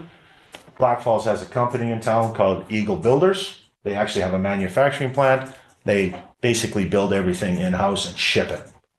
We'll talk about Eagle Builders in a second. This is a design build. This is, what do you guys want? Fixed price, deliver it. Now, Eagle Builders, being in Black Falls, obviously provided the town of Black Falls a huge benefit. For a community of 12,000, this facility, quite frankly, blew us away. Price tag. Opened in 2022, 99,000 square feet, $242 a square foot. Outstanding facility, both in design and functionality. Black Falls has a hockey team in the BCHL called the Bulldogs. There's 5 Alberta teams in the BCHL. They built this as part of that transition. When you walk in, it's a world-class event center that you would find in any major city. And it's a prairie town in central Alberta, 12,000 people. Seating 1,600, about the size we're looking at for the future. The score clock, that score clock there, by the way, is about $750,000. Black accents, love the black accents of the facility. Gives you an idea. You can see a lot of advertising to pay for the operating, to pay for some capital. I purposely took that. You see board advertising, you see key advertising, etc. This was an absolute stunning facility. What else can I tell you about the Twin Arena complex? Has a library, has a daycare, population 12,000, and basically provincial, federal funding and local fundraising. Was this the facility too that had incorporated the wrap around the walking track with the history of the town? Yes, yeah, right there. That's right. I'll get to, I hope I took a picture of that. Thank you for that.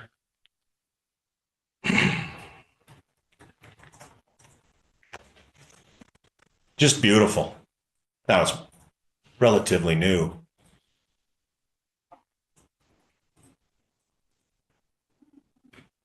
But the key thing, it's not $1,000 a square foot. And again, the delivery model's different. It is a design build. So what does that mean? You go to the marketplace, you choose a proponent, you design it together, and it's fixed price. And they go ahead and hire their contractor. We stand out of the way. We just agree to a fixed price, and they go ahead and build. Which I'm leaning toward is the best preferred model, but we'll get there. Inside their dressing room, like it's world class.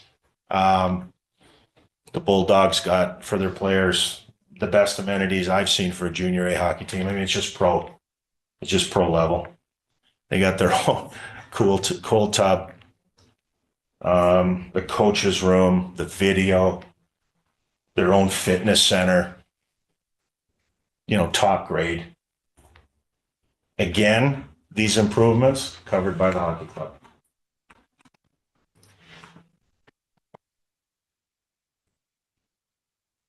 Just for the hockey team.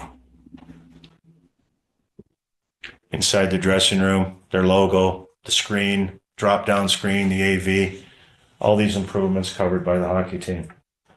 We got on the floor. The owner of the club gave us an extensive tour. You get the idea. This is the leading into the Zamboni pit. Dual Zambonis, lots of space underground. Only operators would appreciate that picture, but yeah.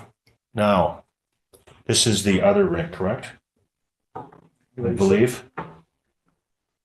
No, that was the. What's this here? That's the twin. That's the twin. So That's right. That's right. Thank you. Yeah, it's a twin arena. It's older, but not that much older. And no spectators, right? Just player only. No, a little bit of spectator. Spectator on that side. Yeah.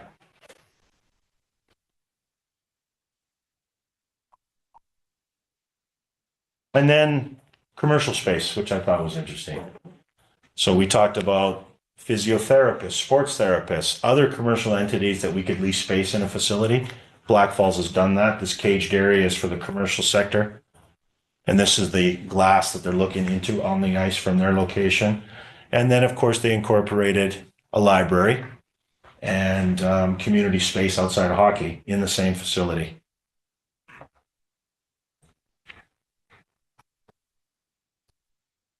One last circular tour. So at $242 a square foot built in 2022, you know, what's the price tag today? And what we're seeing is price compression today. You're not going to get it for $242, but you're not going to be paying $800 to $1,000 either for base construction. Those pickleball courts taped onto the concrete there for summer use? Yes. Yeah. Whoops. Well, I can. Yeah, when you go back on the tour, like we saw the pickleball, the nets weren't up, but the lines were there. So yeah, there you go. So obviously, then when the ice comes out, it's open for pickleball. But that's it from the outside. Then we had time to go look at another facility in Black Falls that wasn't part of the trip, and this is called the Abbey Center. And the Abbey Center is a field house. And it's in the same municipality. And in addition to the Abbey Center, they've got an outdoor aquatic center, which is very impressive. We didn't spend a lot of time in the aquatic center. We have a pool, but it's all outdoor. They got slides. They got all kinds of cool amenities there. But attached to the outdoor aquatic center is this brand new facility called Abbey. They renovated Abbey at the same time they renovated the aquatic center to make this basically a recreation hub. This is one impressive facility. Again, population 12,000. Like, I got to give them full marks. This facility was built in 41,000 square feet, library, fitness center, field house, up to 3 gymnasiums, built in 2015. And again, the sponsoring Abbey Master Builders Home Builder put their name on it, and that's what it looks like inside. So we walk in, and what do we see? We see some kids playing a little bit of modified volleyball. There's the curtains, And then there's folks playing pickleball. This is what Stony Plain will sort of look like, but they might decide to go with an indoor turf and do soccer instead, or do dry land training. But with a field house, you can convert it into a gymnasium if you want to. Community Fitness Center.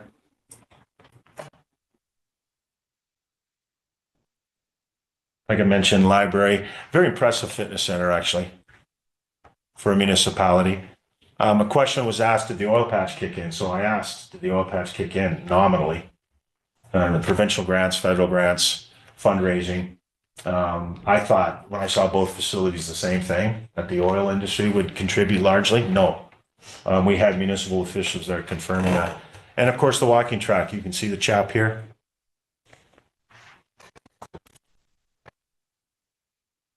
Very popular. State-of-the-art amenities, shower room, touchless, very slick. Oh, that's the next one. All right, our last one. To conclude the trip, a place called Nisku. Nisku is basically Leduc, which is South Edmonton. Nisku is in the county of Leduc. This is a massive facility. Private. Design build, private. No municipal government behind it. Except for the land Except for the land. Thank and you. the usage. And, yeah. What I mean is they use private dollars to fund it. And they just landed the U of A Golden Bears for 1 year and the Pandas because their arena is under renovation. So they were lucky to land that contract. This is a very impressive facility. This is also built by Eagle Builders. Twin arena, full restaurant, open in 2025, 46 million. 118,000 square feet, roughly 390 a square. And that, gentleman, is from Eagle Builders, who came and gave us a tour. That's Bryce.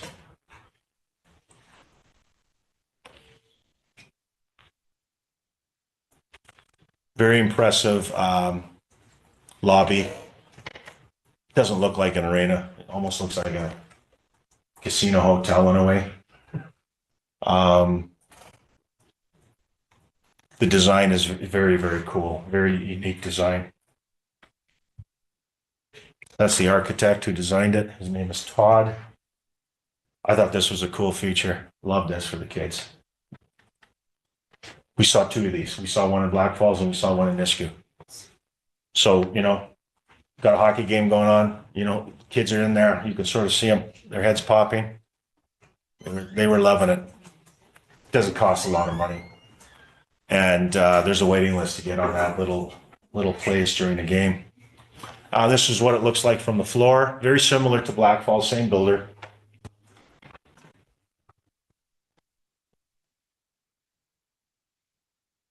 And the restaurant is upstairs. And the restaurant basically sits in the middle. To the right is one rink. To the left is another rink. One has 2,500 seats. One has, I don't know what the number was, 800, 1,000. They got their own pro locker room. These are guys with lots of money. They pay top dollar. What was the price tag for ice time? 400? 450 an hour. 450 for prime time. 450 for prime time. They get their own. It's almost like an exclusive club. Anyone can book the ice and pay whatever they're paying. But they went top end because it's private. So it's like a private golf course in a way. You pay a membership. Very nice facility. But again, 2 rinks, 2025, 46 million, 390 a square. One thing to highlight as well, the restaurant is operating as a separate commercial entity, so it does run its own separate hours with access. And that same operator was given the opportunity to run the concession as well as the smaller little sub-restaurant that's on the main floor as well. So there was a commercial opportunity in that. Yeah, like the restaurant, they just turn the F&B over to the private sector and they run it. And You know, if we were to consider a restaurant, same thing, we wouldn't do it. Fitness room, of course, for the players. Saw a lot of that in these facilities, obviously. And these are just pickup hockey, rec hockey. And they pay top dollar for that. I thought this was interesting because, again, there is money out there. I mean, I know it's Greater Edmonton, but you build a facility with certain amenities, they will pay. They won't complain to pay an extra to get what they deem important. They got their own laundry facilities. I mean, it's top end. This is the other rink. I thought this was a cool viewing area. They call it the goalie pad area, where the parents who have goaltenders on their team can stay at one end, and it sort of juts out where you can sort of look down on the net. I thought that was really cool. This is a little kids game going on, and the parents are up there. So this is their second sheet. Again, part of the 46 million. That's the main rink. See the art pedestals and the art gallery going on. What was interesting is that night they were putting up these pieces of art on the easels surrounding the entire arena. It was going all the way around. They're getting ready for an art show. Oh.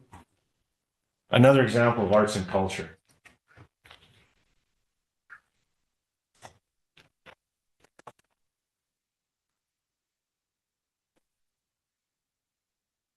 Okay. So that more or less, we got between all the delegates, we got like another 500 photos, and we're not going to get through that today. But in conclusion, back to the resolution. Price certainty, project delivery models,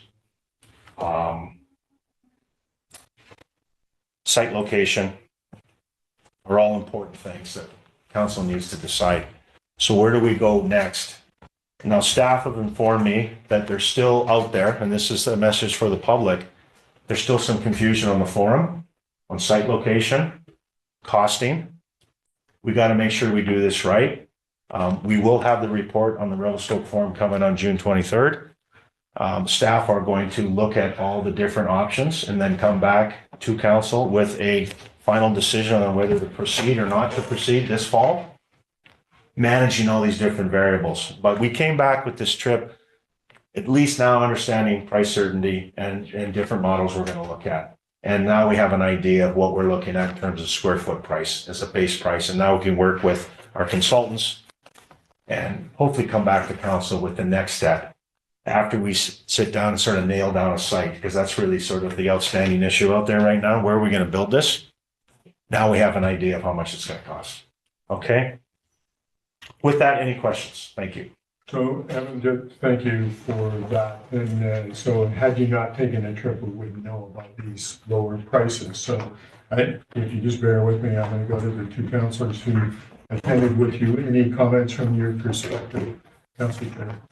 Yeah, just on the last facility, they had a unique partnership agreement where although the private industry paid for the facility and helped design it, it was on public lands. The taxpayers provided the services, and the municipality was given X amount of hours, prime time hours at a certain price every year for the next 25 years. Yeah, 20 years? Yeah, like that. Yeah. From a funding side of things, they were also given right of first refusal to take on the project if the private industry had walked away. They also used the philanthropic group as a fundraiser tool as well. They had school classrooms in there for running hockey schools, as well as kids that were on camps to actually have teachers come in and make sure they weren't falling behind. That last facility was much more hockey focused, but it still incorporated a lot of the different users that we have in our. So my photos just included the ones we visited. The sixth facility is not even under construction. It's being proposed, and that's Sherwood Park, and that's in the report. 86 million, 4 sheets, design build, massive facility, 223,000 square feet, 384 square. That deal is the private sector builds it, then they lease to the municipality to the tune of $1 million a year, 2,400 hours of ice time. At the end of 20 years, the proponent, the private sector, pays back the municipality the $4 million in land, or the city exercises the right, to Councillor Cherry's point, to take over the facility. That's Sherwood Park, not under construction. We met with the owner of the team. His name is Ryan Maxwell. That's a very interesting funding model. Very interesting. Good. And I want to clarify, if we were to do anything like that in BC, even though it's a lease, and even though it's only $1 million a year, it's still subject to electoral consent because it extends over 5 years. So even though we may choose to go a private route where we just pay someone for ice time, I'm not saying we're going to do that. That still requires electoral consent. It's not a way around it. Councilor Stigler? Yeah, thank you. Evan, thank you so much for putting that presentation together. I think the trip for me was really insightful. I would say that prior to going on the trip, I was pretty skeptical as to whether or not this project was viable, and I was almost frustrated in general based on seeing that, taxation revenue being placed on the residents and not really seeing a path forward. But having gone on that trip and looking at the benefit that it's providing to those communities and looking at not only, broadening my perspective from, are we just building an arena, or are we building something that's truly a legacy for our community that's incorporating so many other user groups, such as the arts, such as, the seniors that we saw using the walking track, such as the youth.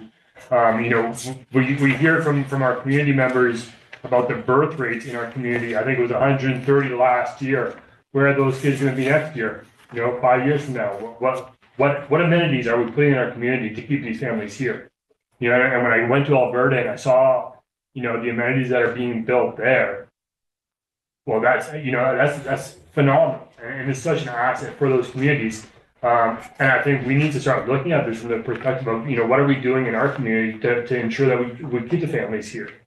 And then, so there's always the economic impact, right? And the taxation burden, but there's also an economic benefit. And one of the things that was brought to our attention was something called STEAM, which is the Sports and Tourism Economic Assessment Model. So looking at this overall from almost a business perspective on how are we going to generate revenue, how can we use it for, attracting, and then even last night, sort of off, different topic, me and Councillor Palmer, we were at the AGM for Tourism Revelstoke. One of the comments that's been heard through the surveys of visitors is the lack of indoor recreation facilities during the winter months for the tourism. Right, so it is, it's not just the residents, it's also, tourism. And yeah, so I think overall the trip, in summary, the trip for me was sort of, it changed my perspective, changed my outlook. I'm certainly more in favor of it now, especially, seeing how we can incorporate all these different, facilities and user groups. So, yeah. Thank you. Mr. Gips, do you feel comfortable in weighing in?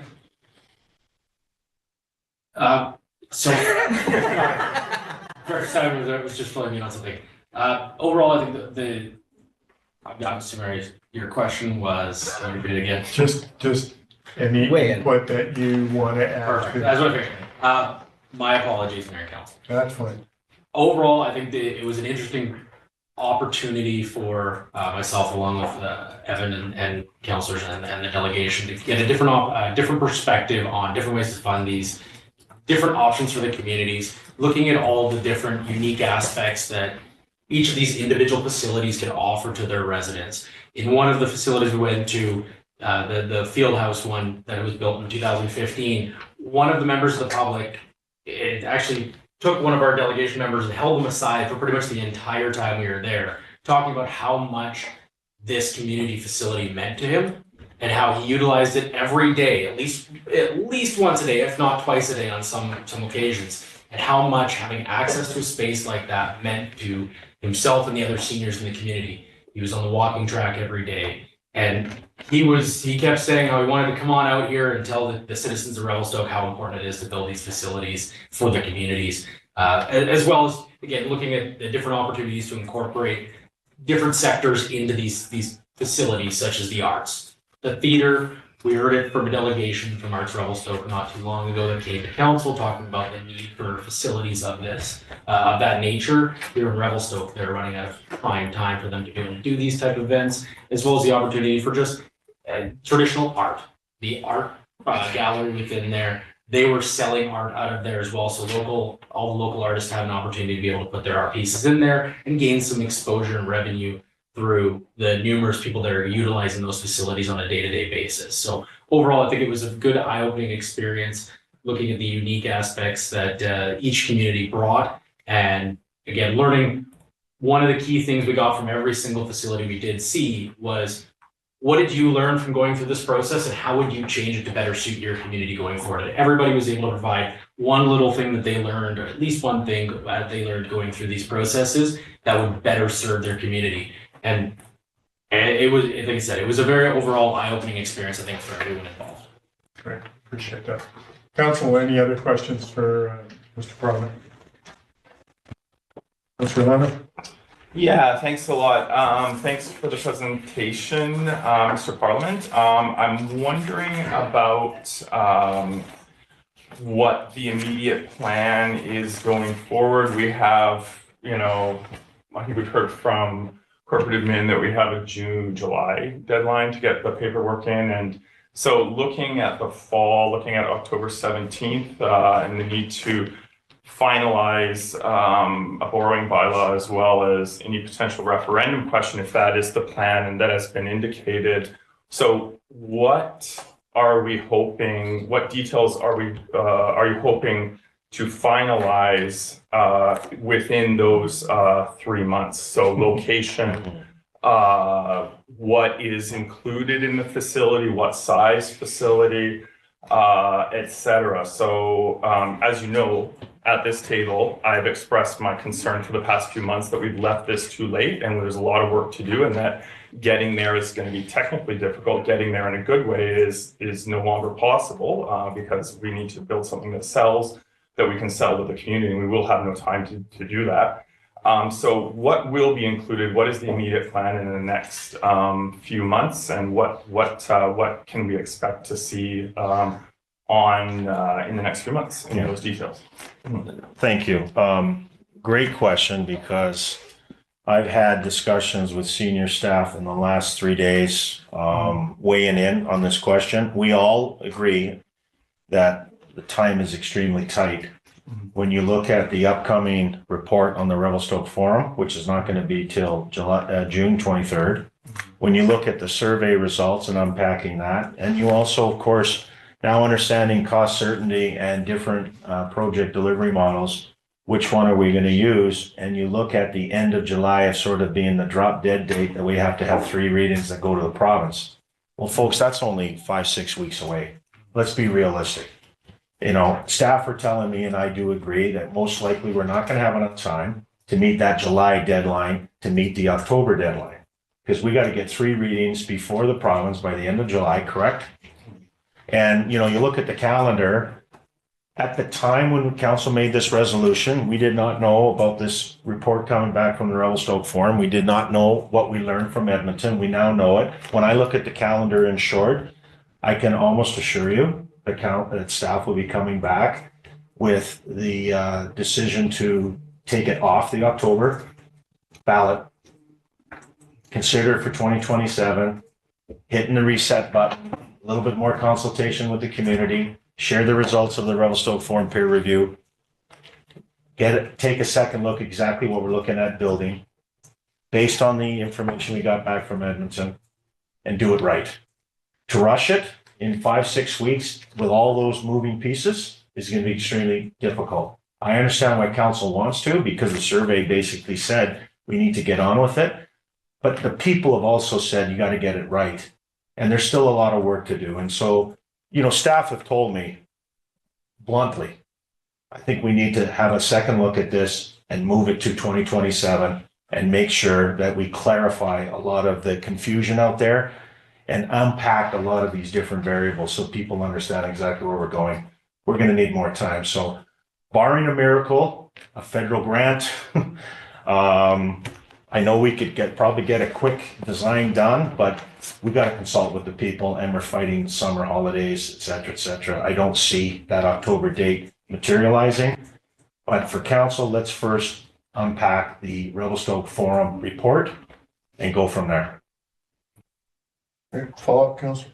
Yeah, so thank you for that. I do appreciate that change. And again, I've been pointing out for a while that we're running out of time and expressing pessimism, and I think that reflects reality. So that we don't have enough time because we do not have the level of detail required in order to submit the application to the province, be it in 3 weeks or 3 months or 6 months, in my view.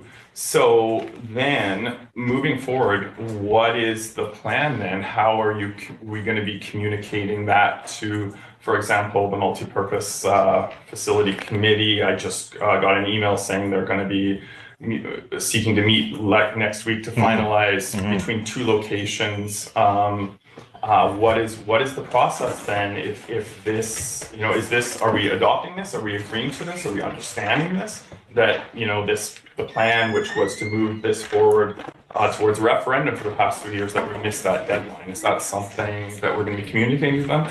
How are we going to be changing our communications going forward if this is the case? Do you need a resolution, like a recommendation from the committee for a resolution from council to formalize that? How are we going to put it out there? No, okay.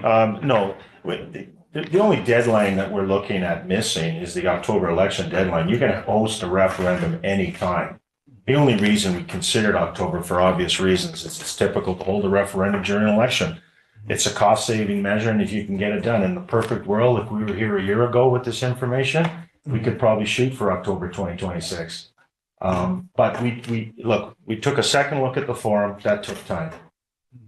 We're unpacking the survey results. That takes time. We now have a better understanding of costs. We need to assemble the next steps, and that is, let's deal with the Revelstoke Forum at the end of June. Let's deal and charge the multi-purpose facility committee with the task of narrowing down to 2 or 3 sites. Right now, we're looking at 4 or 5. They need to have a second look at that. Once we secure those 2, have a better understanding of the forum and nail down a site, we're obviously looking at a 2027 referendum, which the new council will decide. We'll have a better understanding of where the federal grant is. We'll have a better understanding of what we want to build based on the information we've received.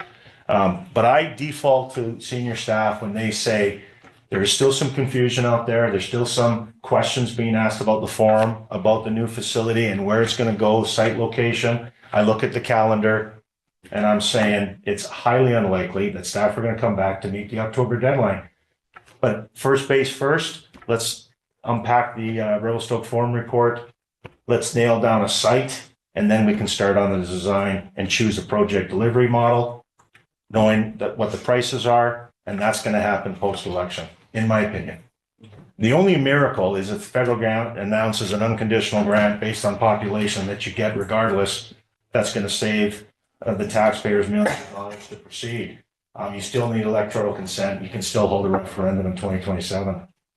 You're just pushing the date down the calendar. That's all you're doing on the electoral consent question.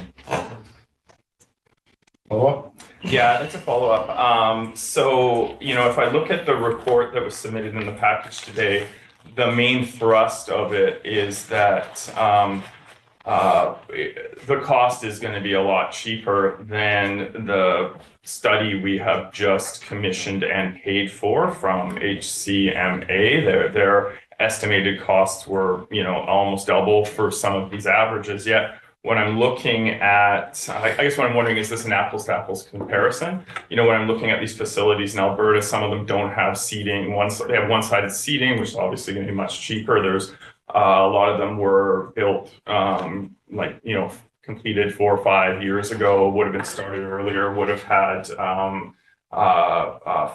would have been built at a time when it is much cheaper. The Blue Book inflation rates has been nuts. I mean, we have had some slowdown recently that drives stuff down, but in the interim, those costs are much higher. In this report, it's not possible to discern whether we're talking about apples to apples, like site servicing costs for site servicing, those kinds of stuff. So what is the conclusion of this meeting or this report that we have nailed down what the actual cost is now, and therefore that is informing us moving forward. So I'm trying to understand how we're going to arrive at that estimate and determination, because part of applying for a referendum is having a reasonable financial plan that is reviewed by the province before we are allowed to, and also MFA for our budget and borrowing bylaws. They don't want us to get in a place where we say it's cheap and it's much more expensive than it is, and then all of a sudden we can't be working on all the other projects that we need to address, large scale projects that we need to address through borrowing. So if you could help me with that, that would be. Well, I'm going to try. I know it. For the committee, it's very frustrating when they see these numbers. There's the base cost, and so HCMA hires a third-party independent consultant to assess costs, but it all depends on, again, how you deliver that model. Are you doing a design bid where it's traditional, where you basically issue tenders, you bring in a contractor, you've got cost escalation, et cetera? They built that in. HCMA built in that estimation. So in the survey, a base arena to replace the form is roughly 45 million, based on a traditional method of a design bid build. What we learned in Edmonton is there's another way. There's a design build way, and it's a lot cheaper and it goes up faster. And you can do fixed, and you can do lump sum, meaning you can fix your costs. And that is why, for me, when I saw the numbers being thrown at the committee level from our consultant, the numbers seemed way too high for what Revelstoke could afford. There must be another way. And so one of the reasons we started asking questions is to look at a different project delivery model where we can fix a price rather than be subject to escalation by doing it the traditional way. So what does all that mean? We need time to unpack all that. And that's why when I look at the calendar of June 11th today and I look at July 31st, we don't have enough time to get all that done. But at least we're identifying it now. In terms of the referendum question, I think it would be negligent for us to continue on the path of a traditional procurement, subject to what a contractor wants to charge us with all the change orders that are required. That puts the municipality at risk. And we've done the due diligence. There's another way to look at it. We're going to look at a design build. We're going to compare it to a design bid build. I don't think we're going to be looking at what the true P3 is, which is design build, finance, operate, where you just turn it over to the private sector. I think we're going to still have a municipal asset. But I never did like the pricing that came out of Vancouver. I think they were way too high. It concerned me as a member of the committee. It's no reflection on our consultant. They get their information from their folks, and they did build in escalation. But the Edmonton tour confirmed that there's other ways, and it's not as expensive as we thought. I think it's still affordable, but we still have to unpack this, and we've just run out of time in terms of the October date. I don't know how much more to add to that. We're still in the due diligence process. The whole point of this report is to report back that there's still a lot of unpacking to do, and that's what Edmonton was about. Nail down cost certainty and look at these different project delivery models. Right. Councillor Stickers, Councillor Palmer, Councillor Cherry, and then we're moving on. Yeah, I think echoing Mr. Parliament's comments regarding the pricing that we saw from HCMA and looking at what was being proposed within those price rounds. I mean, it really wasn't. I mean, it was, double the cost for half of the amenities, half of the the infrastructure, and going to that Edmonton trip. I think it was really like a change in perspective as to what was possible, on half of the budget, really. So I forgot to answer one of the questions within the questions. Apples to apples, apples to oranges. What we look at when we talk to builders is the base cost. What's the base cost of construction? And right now we're getting a range from $290 a square to $500 a square. We're not getting a range from $800 to $1,000. The base cost, no escalation, no contingency, just the base cost. And they're fixing those costs up to 1 year because there is price compression in the marketplace. We've learned that with our RFP for Oscar. Prices are coming in very competitive. There are hungry contractors out there. And it's reflected in the institutional market, the arenas, the rec centers, and also in the residential commercial market. So for us, comparing apples to apples starts with the base construction cost. What does it cost to build an arena, a field house base, regardless if it's in Revelstoke, regardless if it's in Stony Plain? We know there's a Revelstoke premium. After this trip, I am confident that I now know, as do the delegates and this community and the committee, we now know what the base cost of these facilities are. And then we'll work with a consultant to add the Revelstoke premium. We're isolated, we have winter conditions, we're remote. There's going to be a lift on the base cost, but it's not as high as once projected. If anything that we should celebrate is we haven't acted in the last 2 years. Had we acted 2 years ago, we'd be paying a lot more. Prices have come down. And again, that was echoed with the RFP that we just currently are finishing up on Oscar. Prices are very competitive. They're a lot lower than we expected. Appreciate that. Councilor Plum. Thank you, Mayor Solis. Thank you, Mr. Parliament, and those people that went down and reviewed the facilities there, providing your input. Certainly appreciated. Mayor Solis, certainly it's easy to look back and dissect where we've been as a council, where we could have done better. I think there's lots of those things. It's very easy to go back there. But really, where we want to do is moving ahead, including from multiple surveys now that generally indicate that the community wants to move towards a multiplex facility. And some people dispute that. I get that, but there's been multiple surveys now indicating that. And just for clarity, people do ask me, where do I stand? Ultimately, it's where the community wants to be, but I am in favor of a multiplex. I'm not in favor, I've stated this many times, of just an arena replacement, but a multiplex, a mountainplex, something that serves our greater needs. And we've seen some of that here. So moving ahead, we did have the resolution, as Mr. Parliament mentioned before, from council providing clarity, and there was influence. I influenced that, knowing very well that the possibility, like Councillor Orlando mentioned, the chances of actually having a referendum question that's binding that would be acceptable is close to being impossible.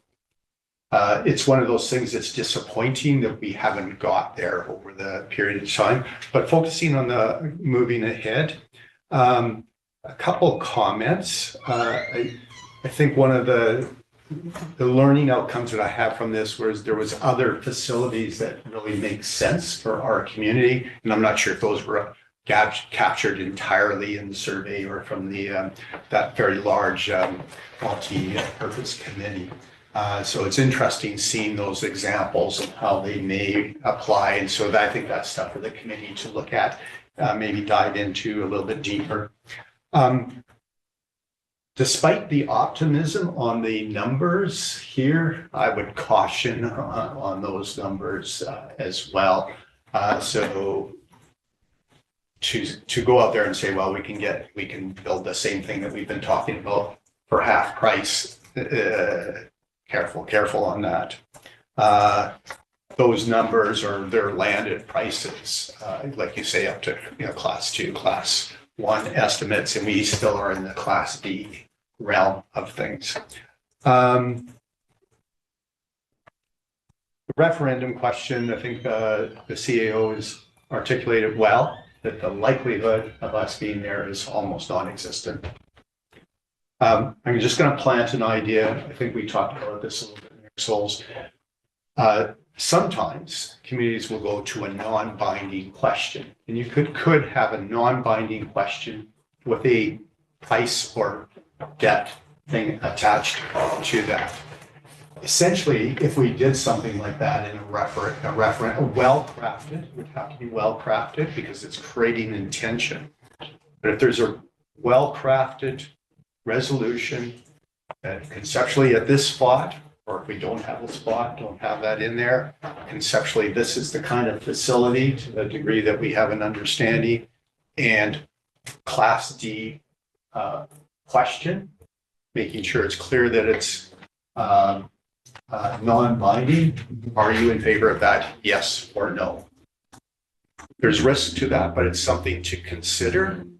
If we got a yes on a question like that, then the new council coming in November, clear direction of what that priority is for that council. It's like full speed ahead. If it's a clear no, it's a different scenario. If it's 51-49, then that council will struggle with that question. Yeah. Again, just thank you for doing that, and I'm looking to the path forward. Thank you to Mr. Dorius, because I think that's a missing piece there as we move ahead to the champions within the community. I had talked with some people, a person that's actually in this room, about our aquatic center, and there was champions at that time that really made that a success, and it was very controversial as well, and was at risk of failure being proceeding. And I don't, the person that thinks that we shouldn't have our aquatic center today, just that they're outliers, right? If they exist. That's everything I have to say, Mayor Souls. Thank you. Councilor Chair. I'll just make it quick. I think we're in a unique position where our slow acting municipal government, things take time, has potentially saved the taxpayers $30 to $50 million on this project. We have an ability now, after that Edmonton tour, to look at increasing scope while still decreasing prices. I had the opportunity to talk to a number of politicians in the area, ones that did all of these builds, or the municipalities that did. And they were able to tell me that they were able to go back and forth with the builders with a fixed price, and even, I wouldn't say bargain it down, but change some of the scope, some of the fixtures in the facility in an effort to save the taxpayers another 5 or 10 million. Every one of the municipalities that chose the builders that were on this tour were all only had great things to say about them.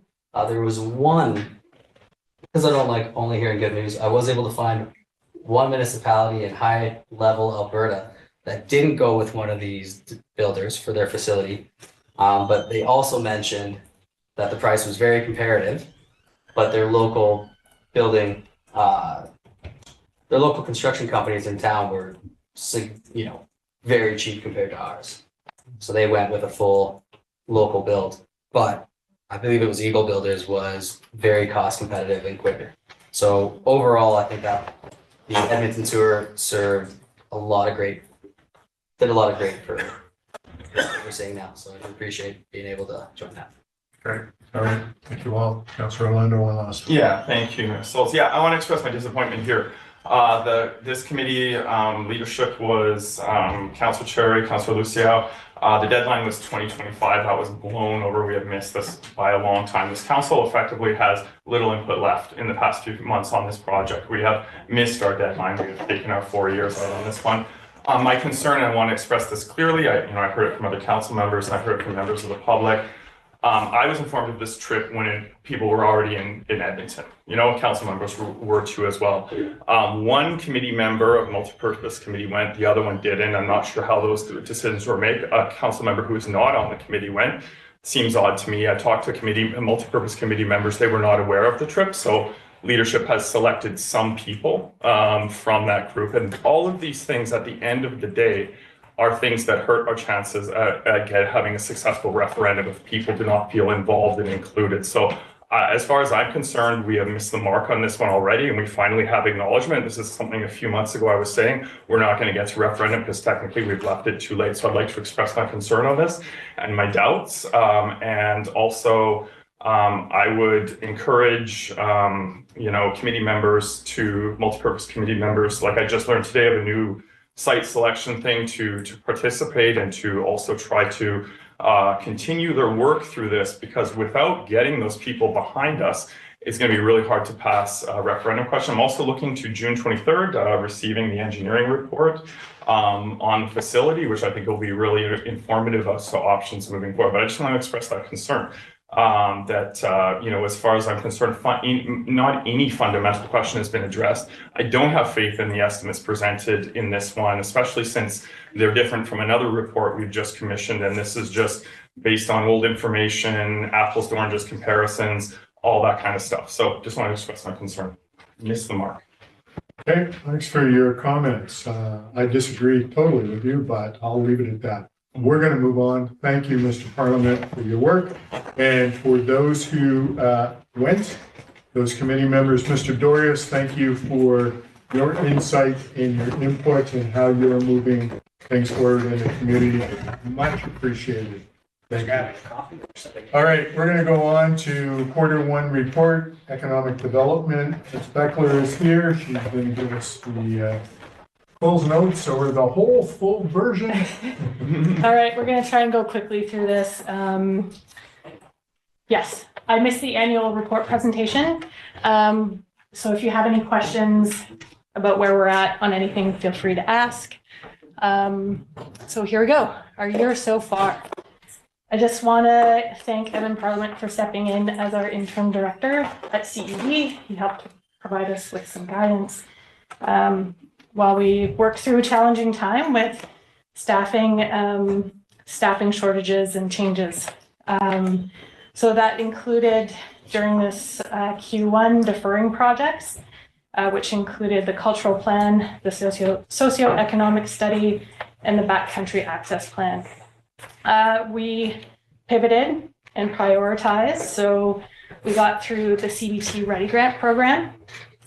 So that was our first year at CED getting that done. We crossed the finish line on the 2025 reports for RMI and MRDT. So we were new staff getting through that with pulling information from all over the place, but we successfully crossed that finish line. We moved through the 2026 RMI intake. And also we successfully reconfigured some grant funding. So that was with Etsy BC and Can Export. So we were able to realign project deadlines and our funding. And so that moves into the slideshow here. We were able to work with MXD on West Side Road. They did an engagement series in the early part of the year. So they sat with different community stakeholders. So we had Community Futures, Chamber of Commerce, BC Hydro, Tourism Revelstoke, RMR, council representatives. Everybody had some input. They took that and they are working with it. So this will be coming to council in July, their final report. It's going to RAADC on June 24th, just to kind of give you a little bit of a timeline there. Revelstoke Airport, this one kind of sat on the shelf during Q1 with some work happening behind the scene. We had the BC Air Access Program grant that was applied for. And during this time, we took the Can Export grant that was originally for West Side Road and pivoted it towards the airport. So that was $49K that got absorbed into this too. So we have a little bit of room to work with. Cultural planning, we deferred this to Q3. We had 10 RFPs come through end of December. Those were reviewed by our former manager, Kat Moffat, Lori Donato, and myself, and they went through the grading system. So all the proponents have been notified that we're going to look at this with our new director come the fall, and that we have all their applications on file still currently. Tech strategy, we dabbled a little bit in this just to keep the momentum moving forward. So we reviewed the Tech 3.0 strategy, and the RAADC came up with some ideas for Tech 4.0, and part of that was having tech meetups. So with help from communications, with the city of Revelstoke, CF, our chamber partners, Chronometer, we were able to successfully host 2 events, one at Alpine Echo Art Gallery and one at Mountain Archives. They were full houses. So that was great. We had 40 plus people in attendance. One focused on avalanche technology, and the other one was really, really interesting. It was on robotics. So local businesses and some regional ones participated. So that was great. The Tech Data Project, again, this was signed at the end of December. We are working with Main Street Metrics and CityViz. So CityViz is our data dashboard program.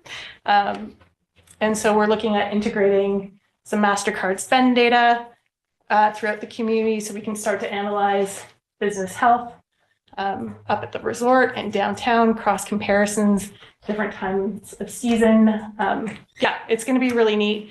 We're also exploring the TELUS for Good data, which was the TELUS Insights that we had in 2019.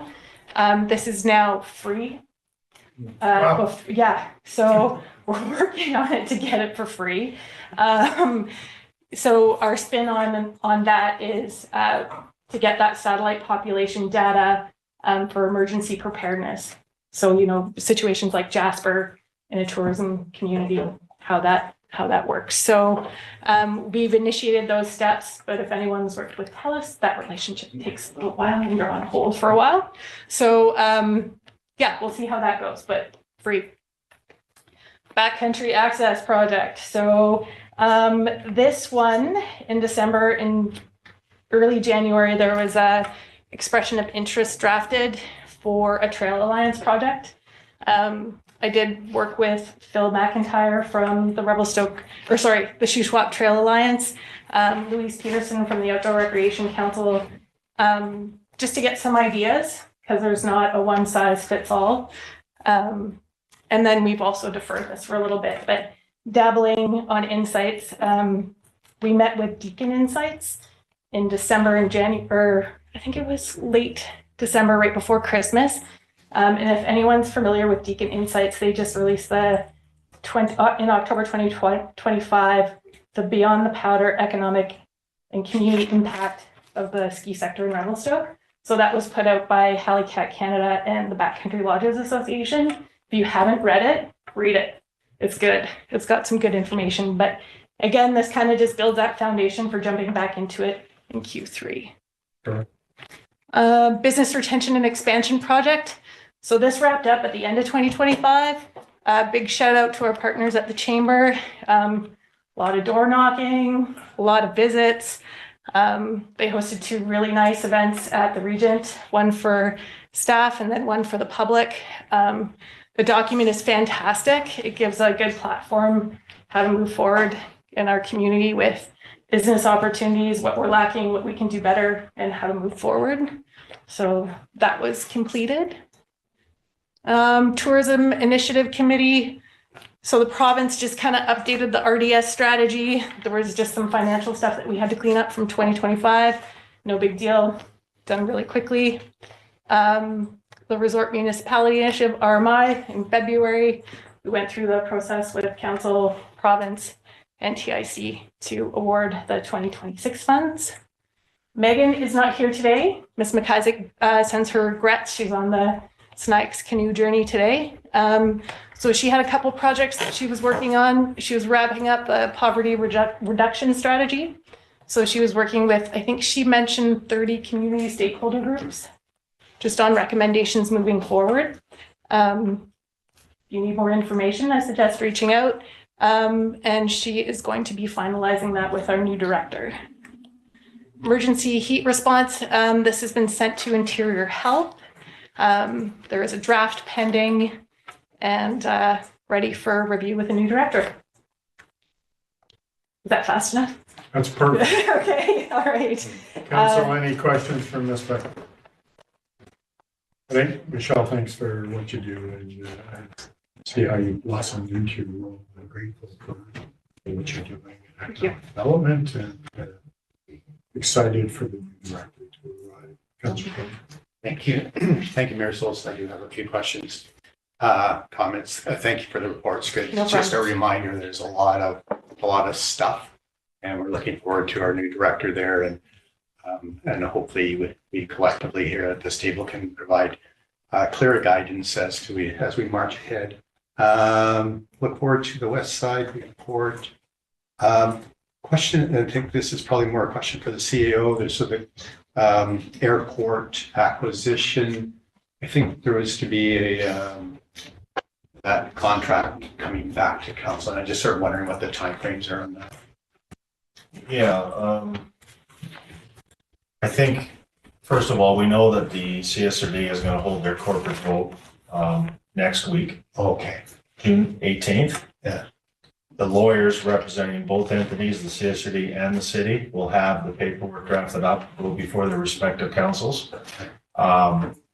There's another formality to be done prior to that, after that. In other words, the corporate vote and then the paperwork, not the paperwork and the corporate vote. So what you're asking for will be after June 18th, once both entities bless the transfer, and then the paperwork will come back, signed off by both parties. Okay, good, thank you. You have quite a bit of stuff on tech. Thank you for all that tech stuff. And Yes. Mayor Solz and council, it's more and more as I'm talking to people, just realizing how big tech is in our community. We had the cask thing which was a really good event. Thank you for putting that on. It was Revelstoke was highlighted in a big way. I ran into during the Go By Bike person talking about what he does, and there's a company with 5 engineers and other staff that are working on robotics for mass timber production. And so they're doing all that kind of stuff here. And there's all these other, look at Revy Rides, which is tech. You got the vans going around, but there's a lot of tech in behind that stuff. And so it's just, I think it's something for us to really understand, because traditionally we've been talking about, okay, the rail, BC Hydro, tourism, forestry, but there is this tech thing which is big. So that's just mostly a comment. So thank you for doing that stuff. Going with this whole thing with the Revelstoke Area Economic Development Commission, I've had a couple conversations with the corporate officer on the governance structure of that. And that's an outstanding item, and the new director will come in, because there is a bit of it's a bit opaque exactly the role of the CSRD, Area B, and us. In fact, at the open house not the open house, the public hearing, the CSRD public hearing, when was that, yesterday or the day before? That became really clear to me, because most of the speakers were from Revelstoke, but it was about a CSRD thing. And it seems that there was, I did ask the question as on behalf of council. I think I made that really clear there. As an individual that happens to be on council, the impacts of what happens in Area B, it has a big impact with Revelstoke. Yep. And the director was quick to point out what we do has big impact on them. And so specifically going back to your report, the backcountry access, that whole thing has been going on for a long time. There was impacts with that open house. And I think that was a big part of the missing piece. And then I'll try and remember, you said to read something, but I was processing a whole bunch of stuff. It was the Helicat Canada report. I'm happy to send you the link. Yeah, that'd be awesome. Okay. Or provide the link to whoever needs it. Provide it all. Yeah. Yep, I can definitely do that. And then, the last item is just the tourism initiatives. There's been lots and lots of really good things happening as we go through. We've got the plan, you're reporting on that. We do have this lens moving ahead, specifically with our multiplex. Mountainplex. It's got a new term. And I'm hoping somebody else comes up with that term.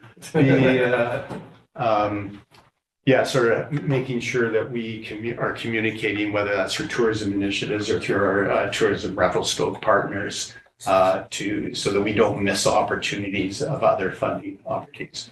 Thank you again for your report. It was really helpful for me to sort of that big overview. Councilor Tibbetts. No, I know, sorry. I was signing up for the Helicat report. Okay, good. All right. Okay. Councilor Leno. Yeah, thanks so much, Michelle, for the report. Really appreciate the update. Always want to point out how much staffing has been low in the economic development department, meaning that people there have to work twice as hard. So I just want to acknowledge how hard you've been working and how much you've been taking care of. The baseline level of work at that department, regardless of initiatives, is a lot. So it's quite a bit there. And appreciate the acknowledgement of the tech strategy. Councillor Palmer, back in 2014, this was an initiative of mine to get that going. We just had our tech, it was called High Tech Task Force at that time, and we started a tech strategy 1.0. We're working on 4.0 right now. At the time, I was involved in sort of more technology startup advocacy. We started Matco Lab over there, founding board member of startup Revelstoke, which is now incorporated into economic development, and it was great to tour and see the idea or the Fab Lab's new location, Idea Factory's new location down at the Revelstoke Visual Arts Center. It's just another great amenity. I was inspired because my brother worked in Hood River, Oregon, which has the what's it called? What's the valley named? Anyways, regional tech strategy. There's a lot of retired Microsoft and Boeing engineers and computer people who moved away to the mountain lifestyle to found small businesses, retirement businesses. And, you know, I remember our first Tech 1.0 open house, we had Aaron Davidson came by with, he was a one-man band at that time with Chronometer. Now that place has about 40 full-time staff. He was one of the, thanks to him for coming out and hosting at the Roxy Theater for one of our recent events in collaboration with Michelle and the other people there. But I think it has paid off very well and is also reflective. That long-term strategy is also reflective in some of the things we're doing. There's lots of people here who are working great remote jobs. It brings a lot of economy, a lot of stability, and it's a pillar to rural economic development is having diversity. So if one is down, the other stays in. So it's been great to see and great to hear the acknowledgement of the hard work that the team's been doing. Great. Thank you. Thank you again, Michelle. Yeah, no Appreciate it. problem. All right, we're going to move on. Correspondence, section A. Committee of the Whole recommends to council. I put together some thoughts about going to meetings. I think Ms. Delassalle reached out to all of you. I was the only one that responded. And put together. So my thoughts were BC Hydro. We're in partnership with BC Hydro. I want to know more about some of the other stuff as they move forward. BC Transit, we're going to continue to have them regarding buses and maybe other ways of us getting buses, but I still want to talk to them. Seniors, the advocate for seniors, I want to talk to them again about housing, intermediate housing for communities, see how we can get something like that, then talk to them about age in place, and then Ministry of Environment, just talking with them again about cleaning up in the backcountry. Every time we talk to someone, there's issues about the mess in the backcountry. So we've seen Run Gun Club clean up lots of stuff. If any of you go out to some of the backcountry areas, there's human waste, there's all kinds of stuff that needs to be dealt with. So I want to have that meeting. Any sorry to comments? interrupt you, your mayorship. I do have to go. All right, yes, thank you. Sneak out. Thank you, Councillor. Appreciate your time today. So any comments from staff, from council, Councillor Cherry, then Councillor Tim? Yeah, happy to support you in all these meetings and attend them with you. I will be submitting some more, but I'll try not to overload like I did last year. Okay. I'll keep it, try to keep it under 10 rather than 20. Good. Councillor Stevens. Yeah, no, I just wanted to thank you for taking the initiative to set up those meetings, and yeah, I'll try to add a few more and keep it to a reasonable. Sure. Appreciate that. All right, thank you all. We're going to move on to item 10B, the new motion resolution is put on the table. Councillor Palmer, Councillor Cherry, I'll defer to you to explain. You guys, you start off, I'll run off your coattails. Thank you, Mayor Souls. I'm just wondering through Council Chair, I have a potential draft resolution. Do you have one? It's right there. Okay, before you get to a resolution, I just want you to give me an overview. Okay. I know that some of you were at the Public Infrastructure Committee. You heard what the report was from the engineer, and we're at this part now. At that point, we did not do anything or didn't put anything forward. So just explain to me where you're at. Yeah, thank you, Mayor Souls. Yes, staff had put it, so we're talking about the potential crosswalk at First and MacArthur. In the context with this letter, that's been driven it from the studio dance and wellness. They're from their perspective of the need for a crosswalk for their dance stuff. And staff had taken a look at that and did some data analysis on traffic counts in that area and found that it didn't warrant, based on that information, didn't warrant a crosswalk.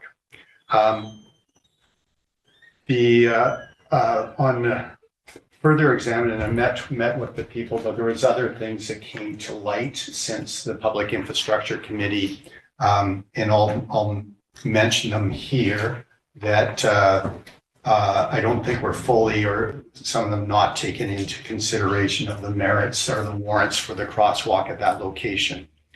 Specifically, there's many businesses, including a daycare, quite an active daycare, and there's medical businesses. Where's the daycare located from? It's downstairs. Okay, thank you. Yeah. I wasn't aware of it. I wasn't aware either before this. I don't think anybody was aware. So it's significant. Despite of our daycare crisis, we've got a lot of daycare stuff happening. The medical facilities, I don't think that was fully understanding wheelchair access and safe. We may have alluded to it, but the parking lot is right there, so people park and then are going to businesses across from there, including the medical facilities, our businesses, the daycare, and then the stands. You mean the city parking lot? The city parking lot specifically. So I see a potential link to that. The other is, I did a quick review just from a lay perspective as well, and saying, well, where on First is there other crosswalks? Well, it goes all the way to the Legion, right up to the Legion, every intersection. And this is the only street on First from the Legion that doesn't have one. And definitely from a layperson's perspective, I'm seeing crosswalk there. It becomes blind to me. The feeling is a bit blind. So that's the context. And so the one motion, and we can maybe Councillor Cherry has some different, but the committee of the whole recommends to council that staff relook at the benefits of a crosswalk at First and MacArthur intersection based on those factors. And so go ahead and second it before I make comment, because I want to discuss it briefly.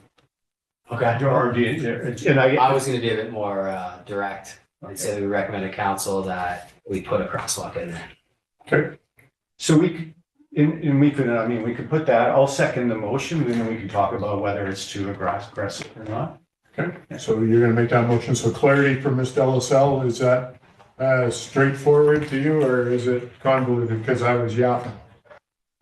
Councillor Cherry could repeat his motion, please. The community of the whole recommends to council that a crosswalk with letdowns be added to the First and MacArthur intersection. Okay. And I'll second that. Councillor Palmer seconding that. That's clear now, Ms. Delaselle? Yes, thank you. Also have some additions. In the report, it recommends continue to monitor continue monitoring the pedestrian volumes if demand exceeds 20 pedestrians an hour during peak times to reassess. Talking with the dance studio, their peak hours show 40 students plus parents. With the daycare below, the hair salon business, the public parking lot, as well as the brewery, more medical facilities, RMT, and the medical building right beside, which has fully accessible with a ramp. You can add an extra 20 to that. Although the speeds don't exactly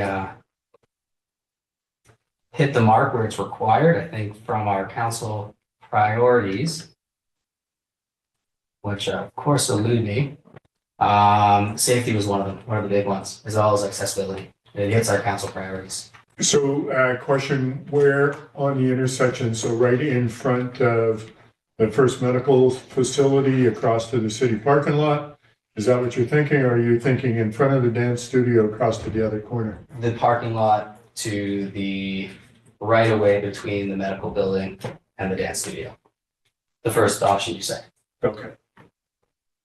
Yeah, I'll add a little bit too, like I guess sort of observations. And I'm supportive of this resolution. I was kind of leave it more there's part of me that wants to leave more of that technical stuff with staff. But a lot of it just makes intuitive sense. There's every other intersection all the way to the Legion has it on both sides. So I wonder, I don't know whether it will be warranted on both sides. Some additional, so from the parking lot across, which hits to adjacent to their parking lot, for the daycare and other businesses that are in there, in between the medical businesses. So it's in between those two. There's another problem there because of the lack of a crosswalk. There's lack of clarity of parking, so people will actually park there. So yeah, I've seen that. Yeah, so it creates significant danger to those that are crossing, not just kids. The wheelchair, I'll speak briefly to the wheelchair aspect. There's ways of getting around. People are going to be doing that in an awkward way. The other choice is to go around the hydro pole into the parking lot and down into the road, and that's what people are doing. Again, then being exasperated because of lack of sight lines at that particular location. I agree with the letdowns. That's the right way to do them properly. Again, along First, I would suggest that probably most of those don't meet current standards today, and including one that had some recent curb reestablishment in there. So, but that makes sense to create that wheelchair accessibility. So that's kind of the basis. I think Councillor Cherry and maybe others concur that this really makes sense. And I think when engineering takes a relook at all those other factors in consideration of the speeds, that I think it will become obvious that this needs to be done. And I'll just make one last point. In defense of engineering, the report was done, it was based on warrants, based on speed. I went down there and looked at it from that lens. And without not seeing all the other stuff, I said, oh yeah, 30K, there's not a big deal here when there wasn't traffic around there. But then I come to understand, okay, there's much more behind that point. I think I've gone on enough. Thanks. Good. So Councillor Stegner, comment? Yeah, I'll speak in favor of it. And thank you to Councillor Cherry and Councillor Palmer for bringing this forward.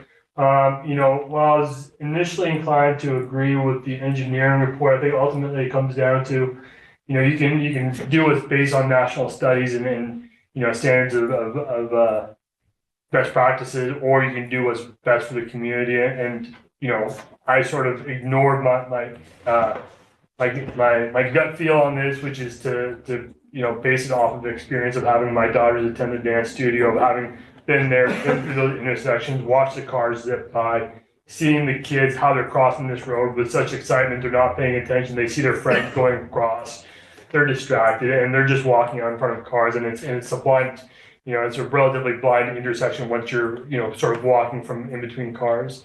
So I gladly support this, and thank you again for bringing it forward. Any other Councillor Orlando? Yeah, Councillor Palmer has something. Just so I'm comment, just a reminder, this is at the committee of the whole. Yeah. They'll be coming back to council. So if there's stuff that staff sees with this, they'll let us know when it comes back to council. Yeah, appreciate that. Councillor Orlando, carry on. Yeah, just one question, a quick question, and then a comment. If I could get the resolution as it stands right back, is that possible? Ms. Delasal, could you read the resolution back, please? Certainly. The Committee of the Whole recommends to Council that a crosswalk with letdowns be added to the intersection at MacArthur and First. Okay, thank you. I appreciate it. Yeah, my comment, as is referenced in the letter before us, it was mentioned that I talked with those who had written into us, Jackie and Kenley, and I attended the Public Infrastructure Committee meeting, and I thank the staff, engineering staff, for their presentation and opinion. I know it was not what the applicants wanted to hear with this. In my feeling, having heard, it's a tough thing to say, like, no crosswalks for the kids, you know, like, and based on some of the principles that they laid out there.